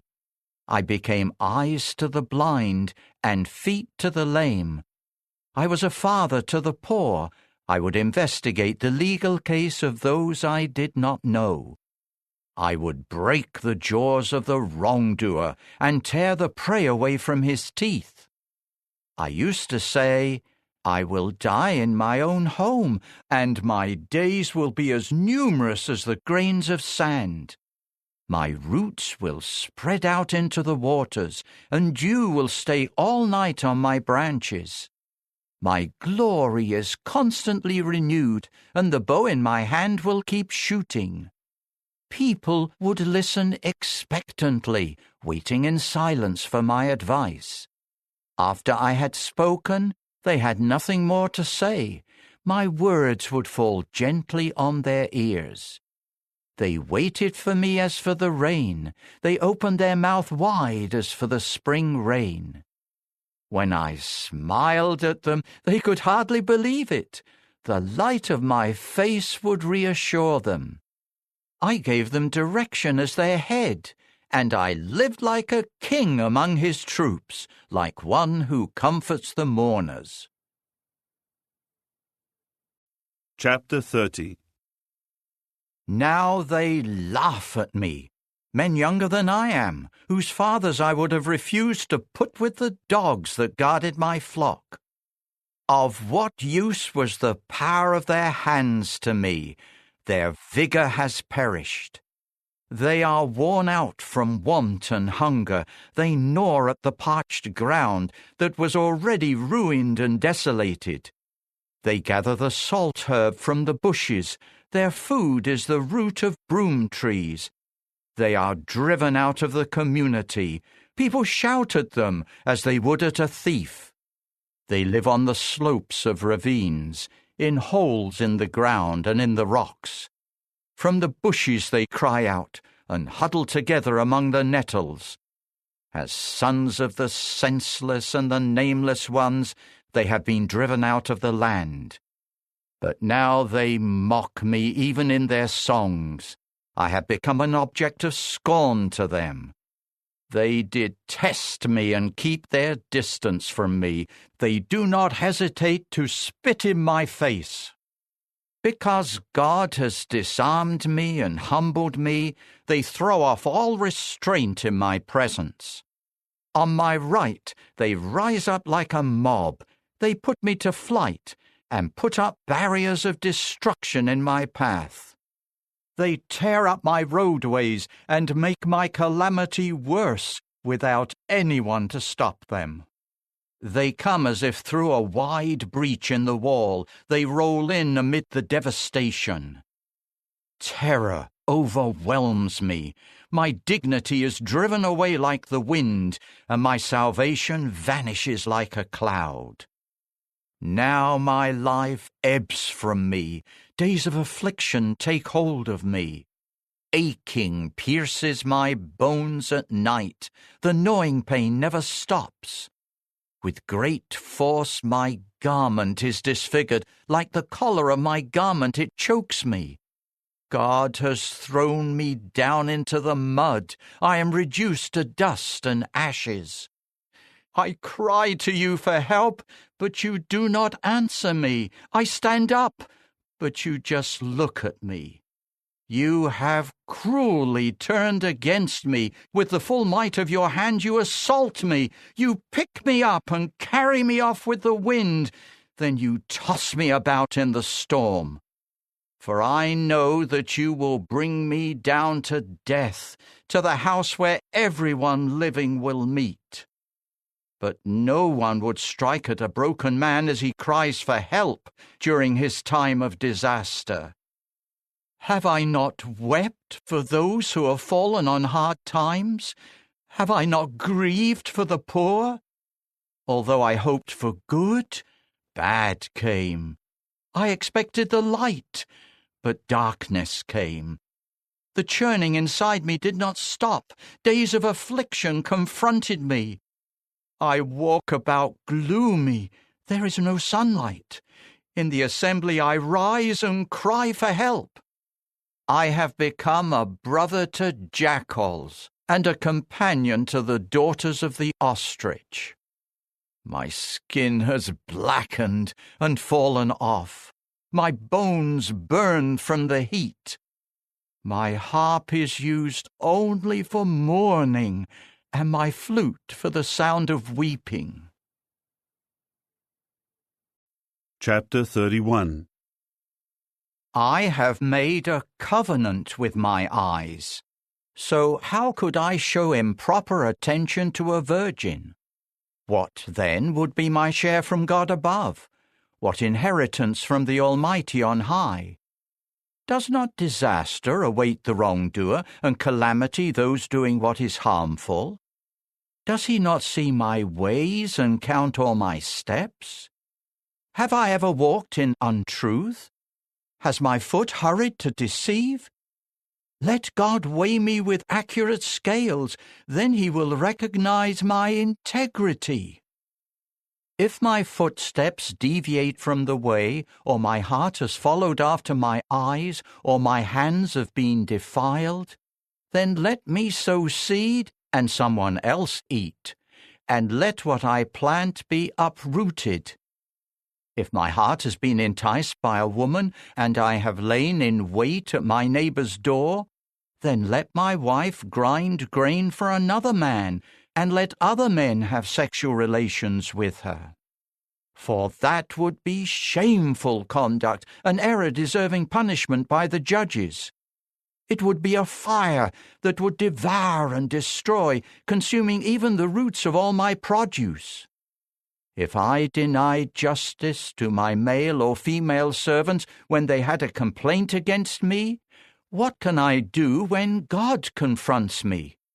What can I answer him when he calls for an accounting?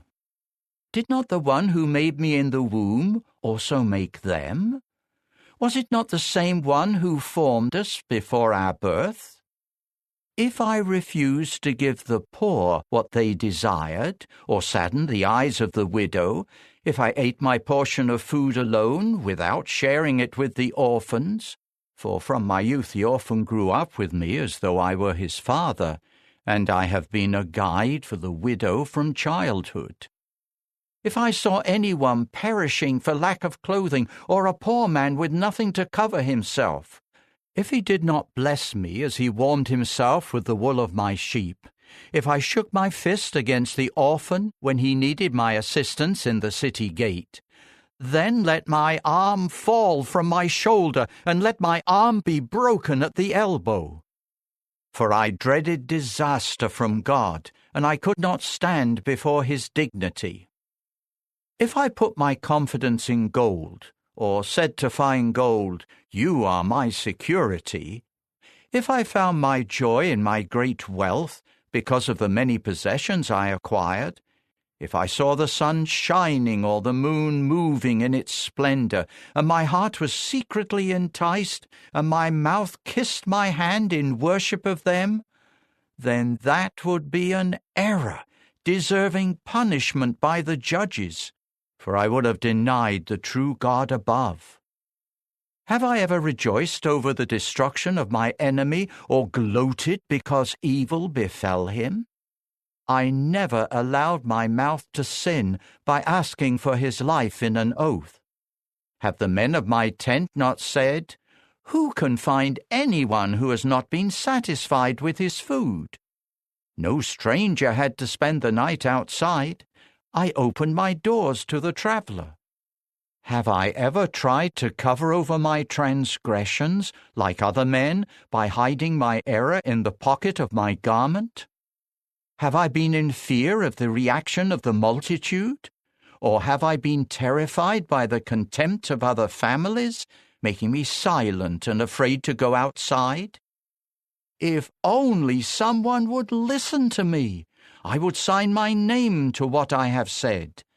Let the Almighty answer me. If only my accuser had written out the charges in a document. I would carry it on my shoulder, and I would bind it around my head like a crown. I would give him an accounting for every step I took. I would approach him confidently like a prince.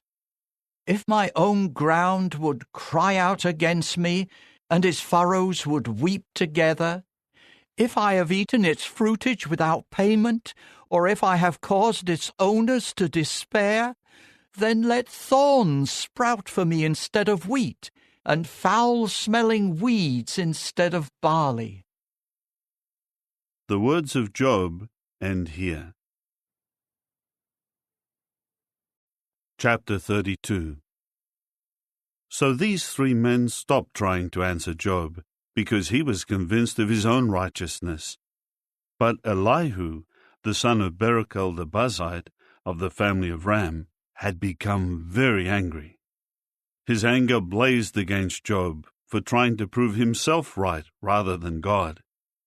He was also very angry with Job's three companions, because they could not find an answer, but had declared God wicked. Elihu had been waiting to respond to Job, because they were older than he was.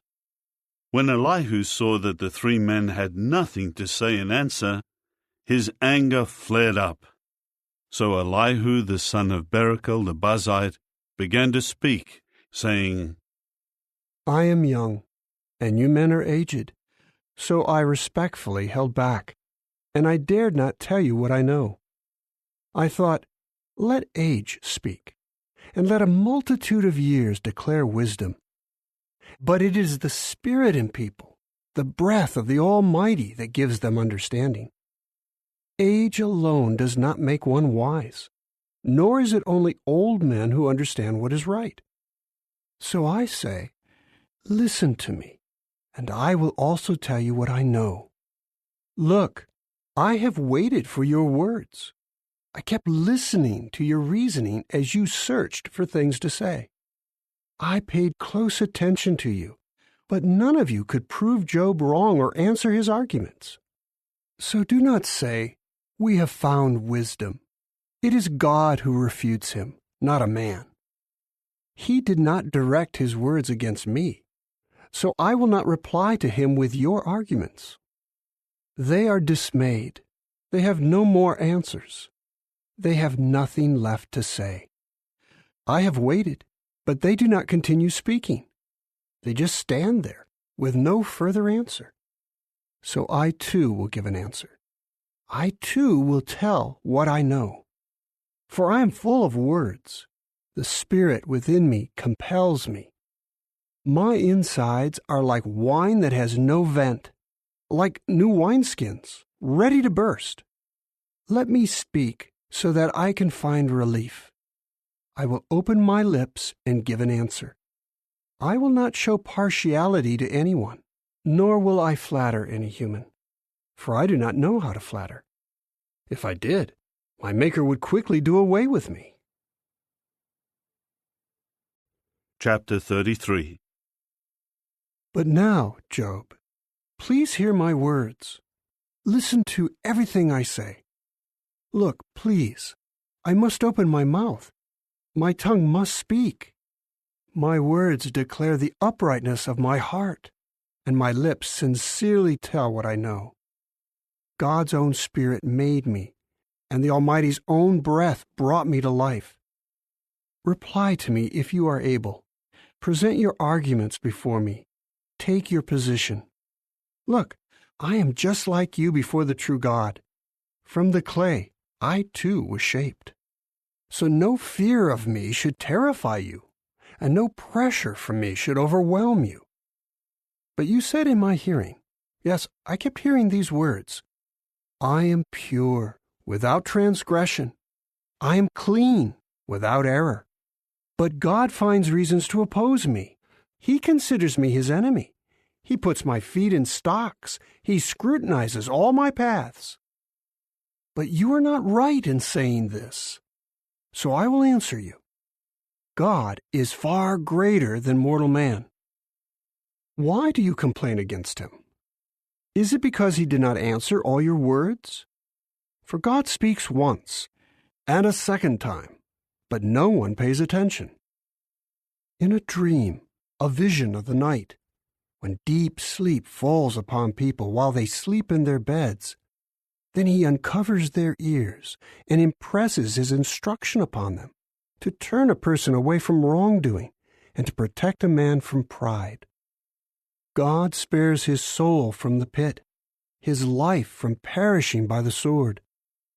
A person is also reproved by pain on his bed and by the constant distress of his bones, so that his very being loathes bread, and he rejects even fine food.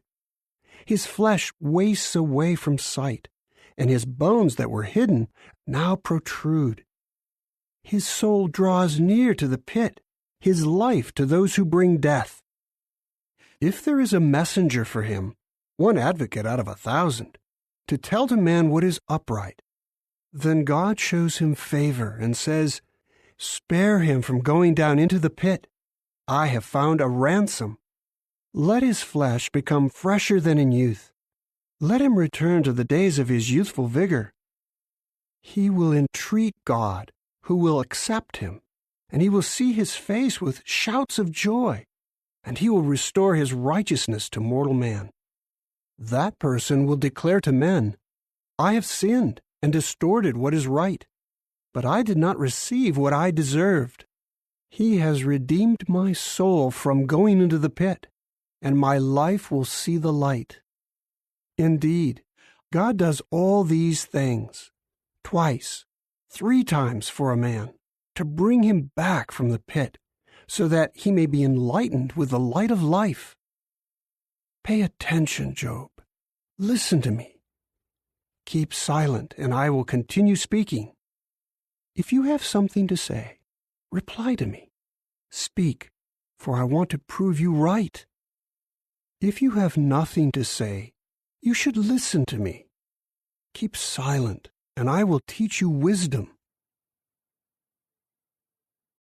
Chapter 34. So Elihu continued to say in reply, Listen to my words, you who are wise. Hear me, you who know so much. For the ear tests words, just as the tongue tastes food. Let us evaluate for ourselves what is right. Let us decide among ourselves what is good.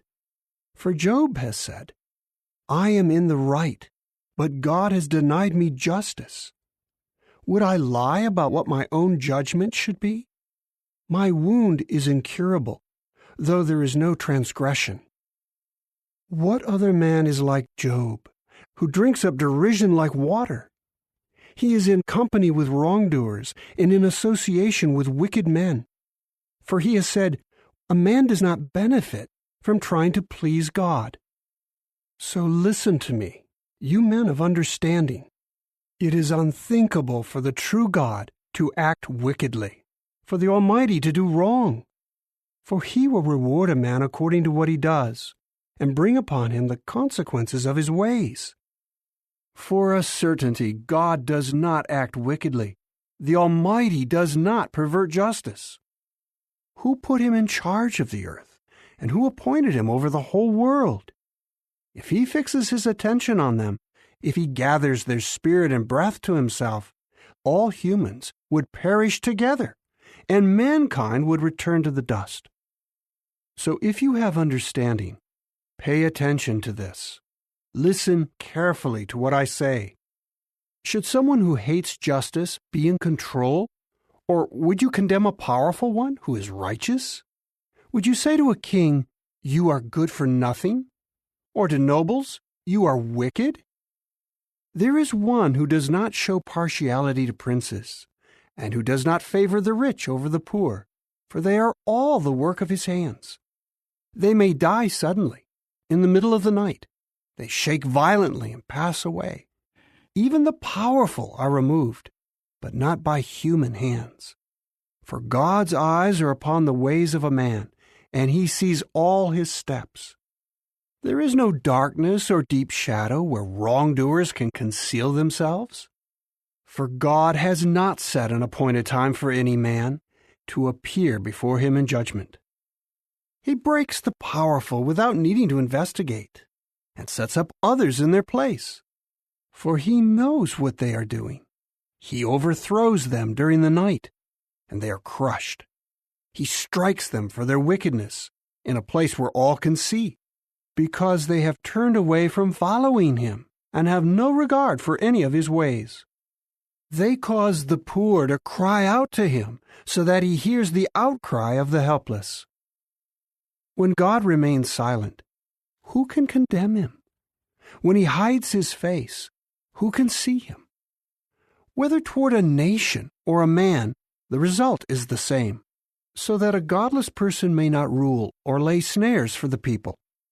For will anyone say to God, I have been punished, although I have committed no offense? Teach me what I have failed to see. If I have done anything wrong, I will not do it again. Should he reward you on your terms when you reject his judgment? You must decide, not I. So tell me what you know so well. Men of understanding will say to me, any wise man who hears me, Job speaks without knowledge, and his words lack insight. Let Job be tested to the limit, because his replies are like those of wicked men. He adds rebellion to his sin. He scornfully claps his hands before us and multiplies his words against the true God. Chapter 35. Elihu continued his response. Are you so convinced that you are right that you would say, I am more righteous than God? For you say, what does it matter to you? Am I better off than if I had sinned? I will reply to you and to your companions with you. Look up to heaven and see. Observe the clouds, which are high above you. If you sin, how do you hurt him? If your transgressions multiply, what do you do to him? If you are righteous, what do you give him? What does he receive from you? Your wickedness affects only a human like yourself, and your righteousness a son of man. People cry out when under great oppression. They cry for relief from the domination of the powerful. But no one says, where is God, my grand Maker, the one causing songs to be sung in the night? He teaches us more than the beasts of the earth, and he makes us wiser than the birds of the heavens. People cry out, but he does not answer. because of the pride of the wicked. Surely God does not hear an empty cry. The Almighty does not pay attention to it. How much less, then, when you complain that you do not see Him? Your legal case is before Him, so you should wait anxiously for Him. For He has not angrily called for an accounting, nor has He taken note of your extreme rashness. Job opens his mouth wide in vain. He multiplies words without knowledge. Chapter 36. Elihu continued, Be patient with me a little longer while I explain, for I still have words to speak on God's behalf.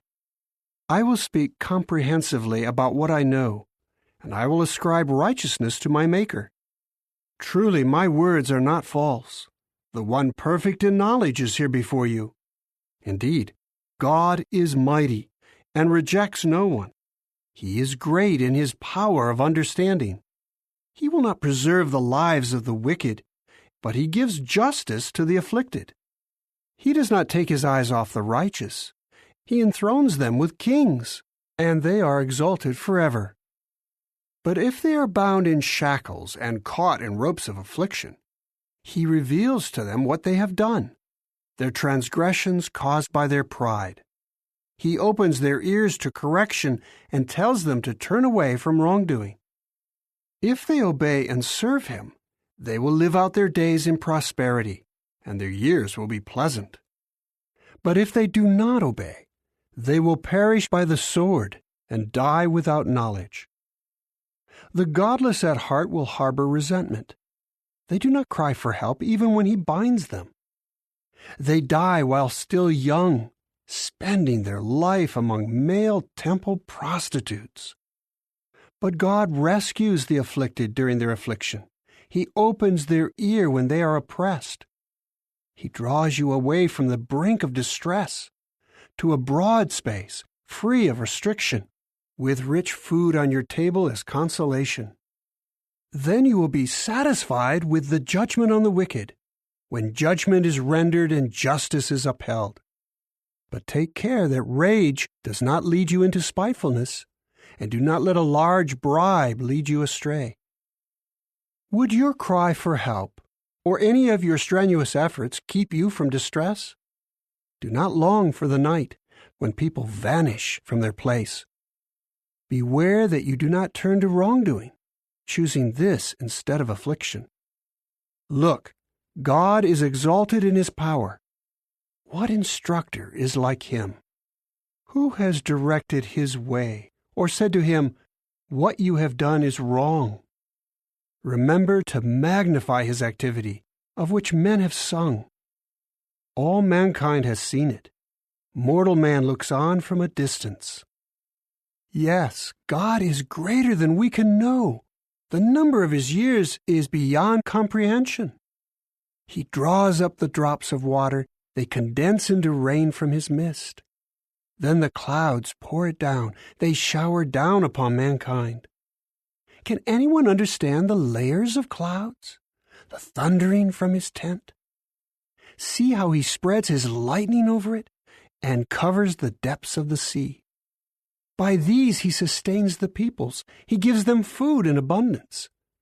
With His hands He covers the lightning, and He directs it against its target.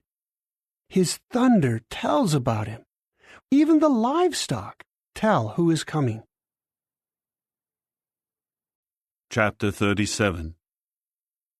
At this my heart pounds and leaps from its place. Listen carefully to the rumbling of His voice and the thunder that comes from His mouth.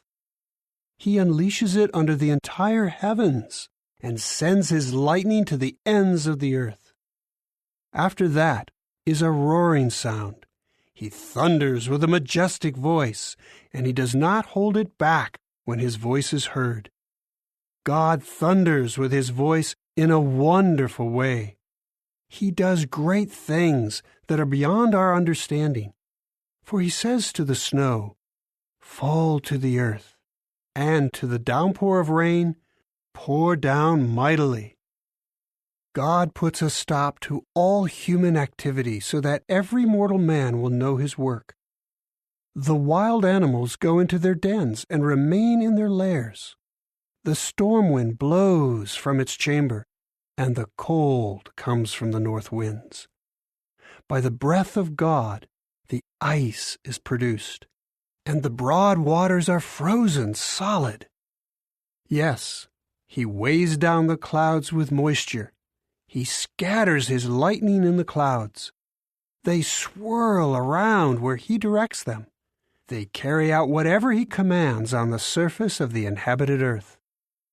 Whether it is for punishment, or for the sake of the land, or for loyal love, he causes it to happen. Listen to this, Job. Stop and consider carefully the wonderful works of God. Do you know how God controls the clouds, and how he causes the lightning to flash from his cloud? Do you know how the clouds float? These are the wonderful works of the one perfect in knowledge. Why does your clothing become hot when the earth is still? Because of the south wind. Can you with him spread out the skies as solid as a metal mirror? Tell us what we should say to him. We cannot answer because we are in the dark. Should he be told that I want to speak? Or has anyone said something that should be communicated to him? They cannot even see the light, though it is bright in the sky, until a wind passes by and clears away the clouds. Out of the north comes golden splendor. God's majesty is awe-inspiring. Understanding the Almighty is beyond our reach. He is great in power, and he never violates his justice and abundant righteousness. Therefore, people should fear him, for he does not favor any who think that they are wise. Chapter 38. Then Jehovah answered Job out of the windstorm, "Who is this who is obscuring my counsel and speaking without knowledge? Brace yourself, please, like a man. I will question you, and you inform me. Where were you when I founded the earth? Tell me, if you think you understand. Who set its measurements, in case you know? Or who stretched a measuring line across it? Into what were its pedestals sunk? Or who laid its cornerstone? When the morning stars joyfully cried out together, and all the sons of God began shouting in applause. And who barricaded the sea behind doors, when it burst out from the womb, when I clothed it with clouds and wrapped it in thick gloom, when I established my limit for it, and put its bars and doors in place? And I said, You may come this far and no farther. Here is where your proud waves will stop. Have you ever commanded the morning, or made the dawn know its place, to take hold of the ends of the earth, and to shake the wicked out of it? It is transformed like clay under a seal, and its features stand out like those of a garment. But the light of the wicked is held back from them, and their uplifted arm is broken. Have you gone down to the sources of the sea, or explored the deep waters? Have the gates of death been revealed to you, or have you seen the gates of deep darkness? Have you understood the vast expanse of the earth? Tell me, if you know all of this. In which direction does the light reside, and where is the place of darkness, that you should take it to its territory and understand the paths to its home? Do you know this because you were already born, and the number of your years is great? Have you entered the storehouses of the snow, or have you seen the storehouses of the hail, which I have reserved for the time of distress, for the day of battle and war? From what direction is light dispersed, and from where does the east wind blow on the earth? Who has cut a channel for the flood and made a path for the thunderous storm cloud, to make it rain where no man lives, on the wilderness where there are no humans, to satisfy devastated wastelands and cause the grass to sprout? Does the rain have a father? Or who fathered the dewdrops? From whose womb did the ice emerge? And who gave birth to the frost of heaven, when the waters are covered as if with stone, and the surface of the deep waters is frozen solid? Can you tie the ropes of the Kaima constellation, or untie the cords of the Kisel constellation? Can you lead out a constellation in its season, or guide the Ash constellation along with its sons? Do you know the laws governing the heavens, or can you impose their authority on the earth? Can you raise your voice to the clouds to cause a flood of water to cover you? Can you send out lightning bolts? Will they come and say to you, "Here we are"? Who put wisdom within the clouds, or gave understanding to the sky phenomenon? Who is wise enough to count the clouds, or who can tip over the water jars of heaven when the dust pours into a mass and the clods of earth stick together? Can you hunt prey for a lion, or satisfy the appetites of young lions when they crouch in their lairs or lie in ambush in their dens? Who prepares food for the raven when its young cry to God for help and wander about because there is nothing to eat? Chapter 39. Do you know the time when the mountain goats give birth? Have you watched the deer give birth to their young? Do you count the months that they must complete? Do you know the time when they give birth? They crouch down when they give birth to their young, and their labor pains end. Their young become strong and grow up in the open field. They go out and do not return to them. Who set the wild donkey free, and who untied the ropes of the wild donkey? I have made the desert plain its home, and the salt land its dwelling. It scorns the tumult of the city. It does not hear the shouts of the driver. It roams the hills, seeking pasture, looking for every green plant. Is the wild bull willing to serve you?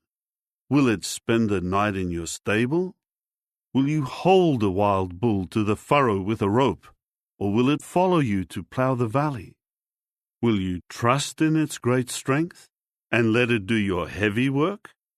Will you rely on it to bring back your harvest, and will it gather it to your threshing floor? The wings of the ostrich flap joyfully, but can her pinions and plumage compare with the stork's? For she leaves her eggs on the ground, and she keeps them warm in the dust.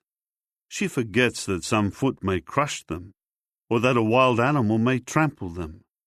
She treats her sons harshly as if they were not hers. She has no fear that her labor may be in vain, for God has deprived her of wisdom and given her no share in understanding.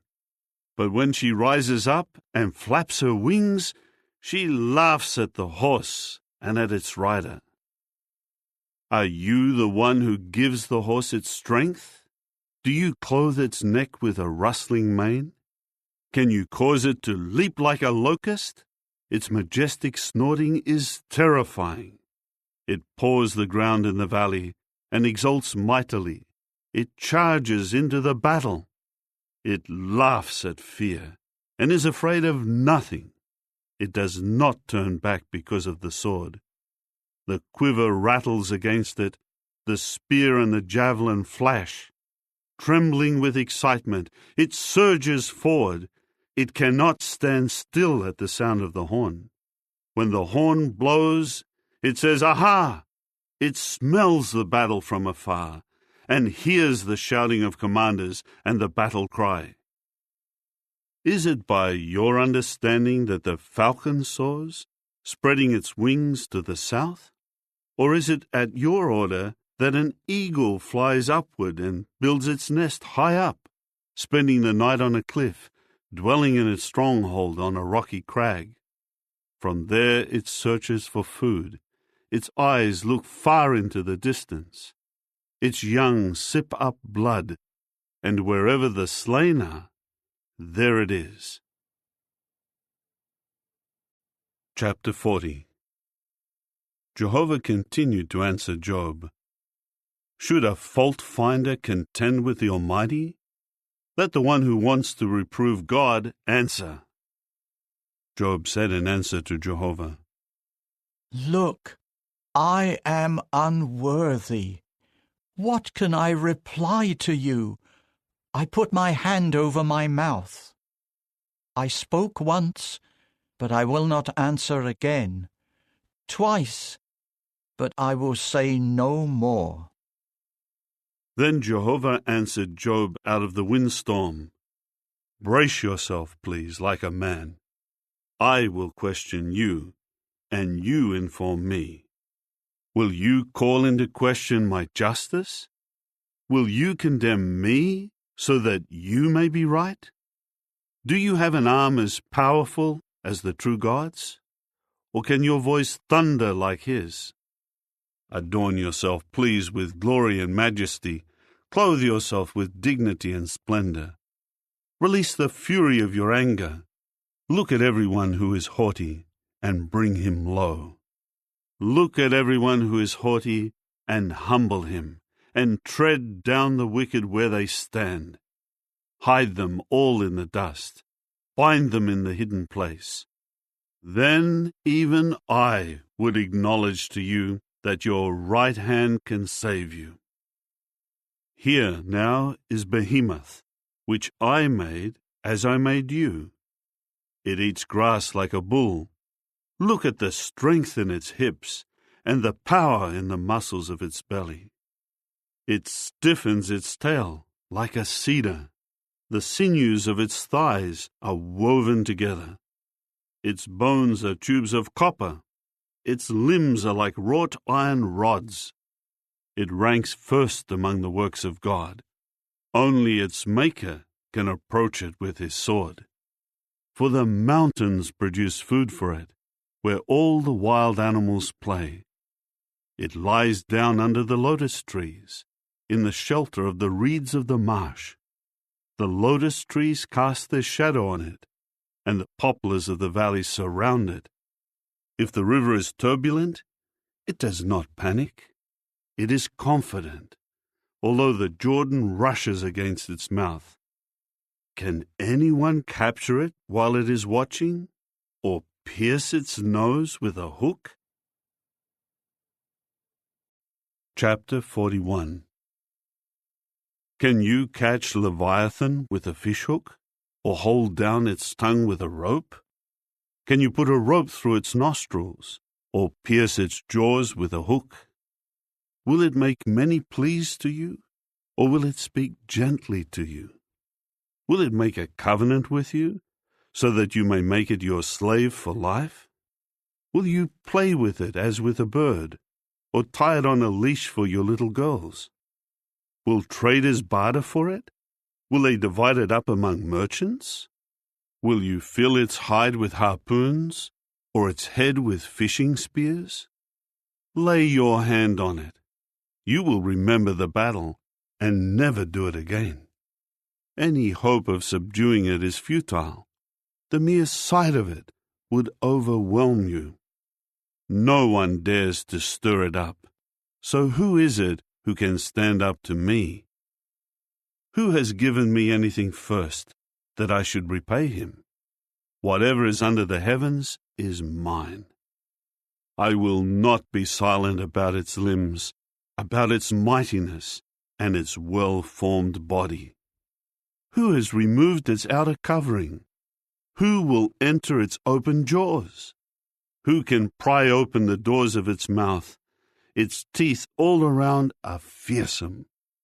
Its back has rows of scales tightly sealed together. Each one fits so closely to the other that no air can come between them. They are stuck to one another. They cling together and cannot be separated. Its snorting flashes out light, and its eyes are like the rays of dawn. Flashes of lightning go out of its mouth. Fiery sparks escape. Smoke pours out of its nostrils, like a furnace fueled with rushes. Its breath sets coals ablaze, and a flame shoots from its mouth. There is great strength in its neck, and dismay runs before it. The folds of its flesh are tightly joined together. They are firm, as though cast upon it, and immovable. Its heart is hard as stone, yes, hard as a lower millstone. When it rises up, even the mighty are frightened. Its thrashing causes bewilderment.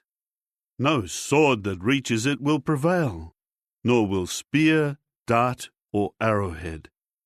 It regards iron as straw, copper as rotten wood. An arrow does not make it flee. Sling stones turn into stubble against it. It regards a club as stubble, and it laughs at the rattling of a javelin. Underneath, it is like sharp fragments of pottery. It spreads itself in the mud like a threshing sledge. It makes the deep boil just like a pot. It stirs up the sea like an ointment pot. It leaves a glistening wake in its path. One would think that the deep had white hair.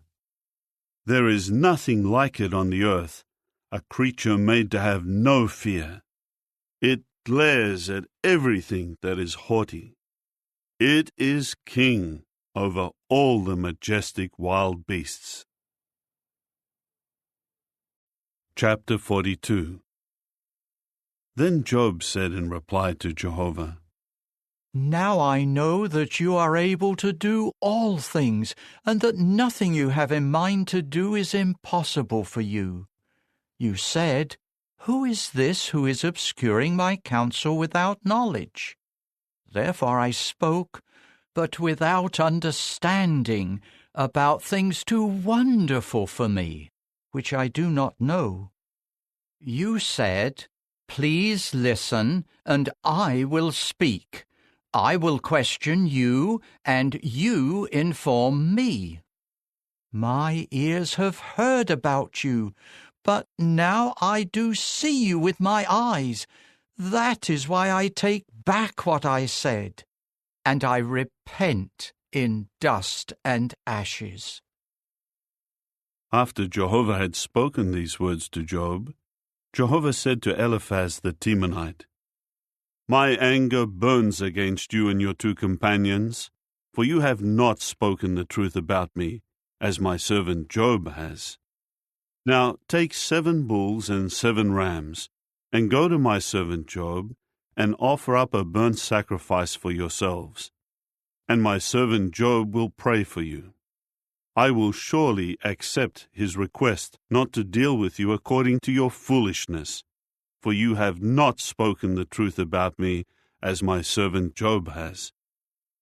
So Eliphaz the Temanite, Bildad the Shuhite, and Zophar the Naamathite went and did what Jehovah had told them to do. And Jehovah accepted Job's prayer. After Job had prayed for his companions, Jehovah removed Job's tribulation and restored his prosperity. Jehovah gave him double what he had before. All his brothers and sisters and all his former friends came to him and ate a meal with him in his house. They sympathized with him and comforted him over all the calamity that Jehovah had allowed to come upon him. Each of them gave him a piece of money and a gold ring.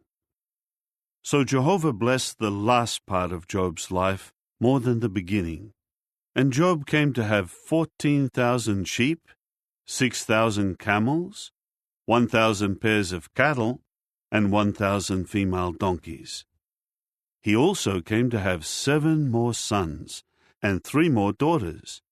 He named the first daughter Jemimah, the second Keziah, and the third Karen-Happuch. No women in all the land were as beautiful as Job's daughters, and their father gave them an inheritance along with their brothers. After this, Job lived for 140 years, and he saw his children and his grandchildren 4 generations.